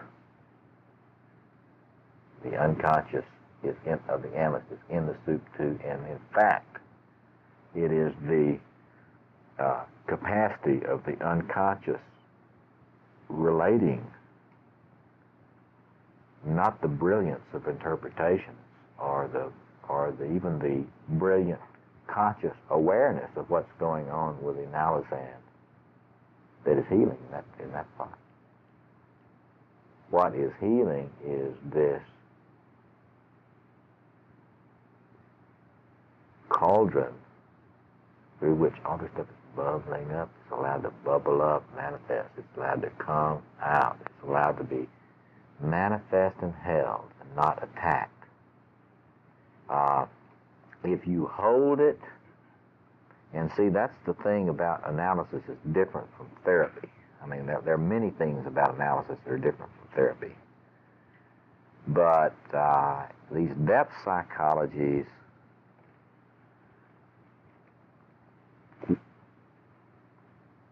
will allow a lot of this really, quote, crazy, unquote, stuff to come up, be accepted and held, and therefore in that context, if the analyst does not recoil from it in horror,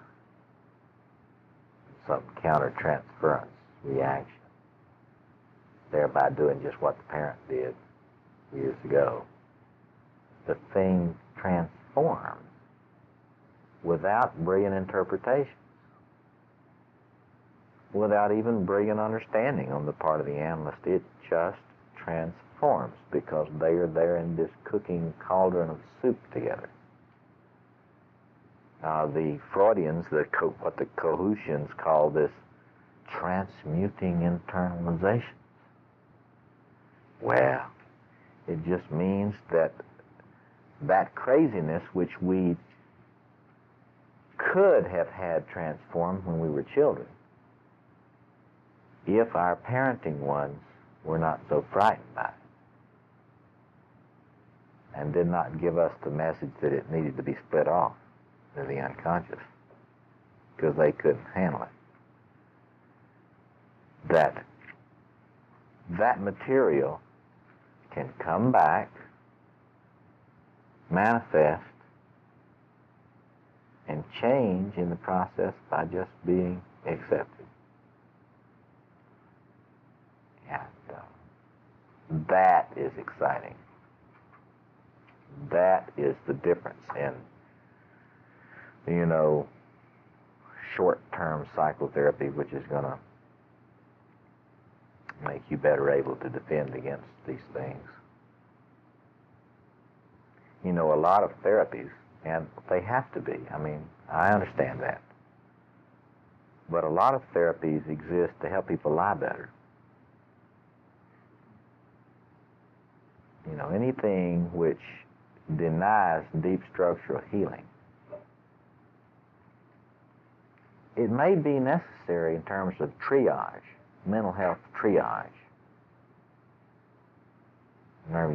This person doesn't have the money or the time or the courage to do analysis.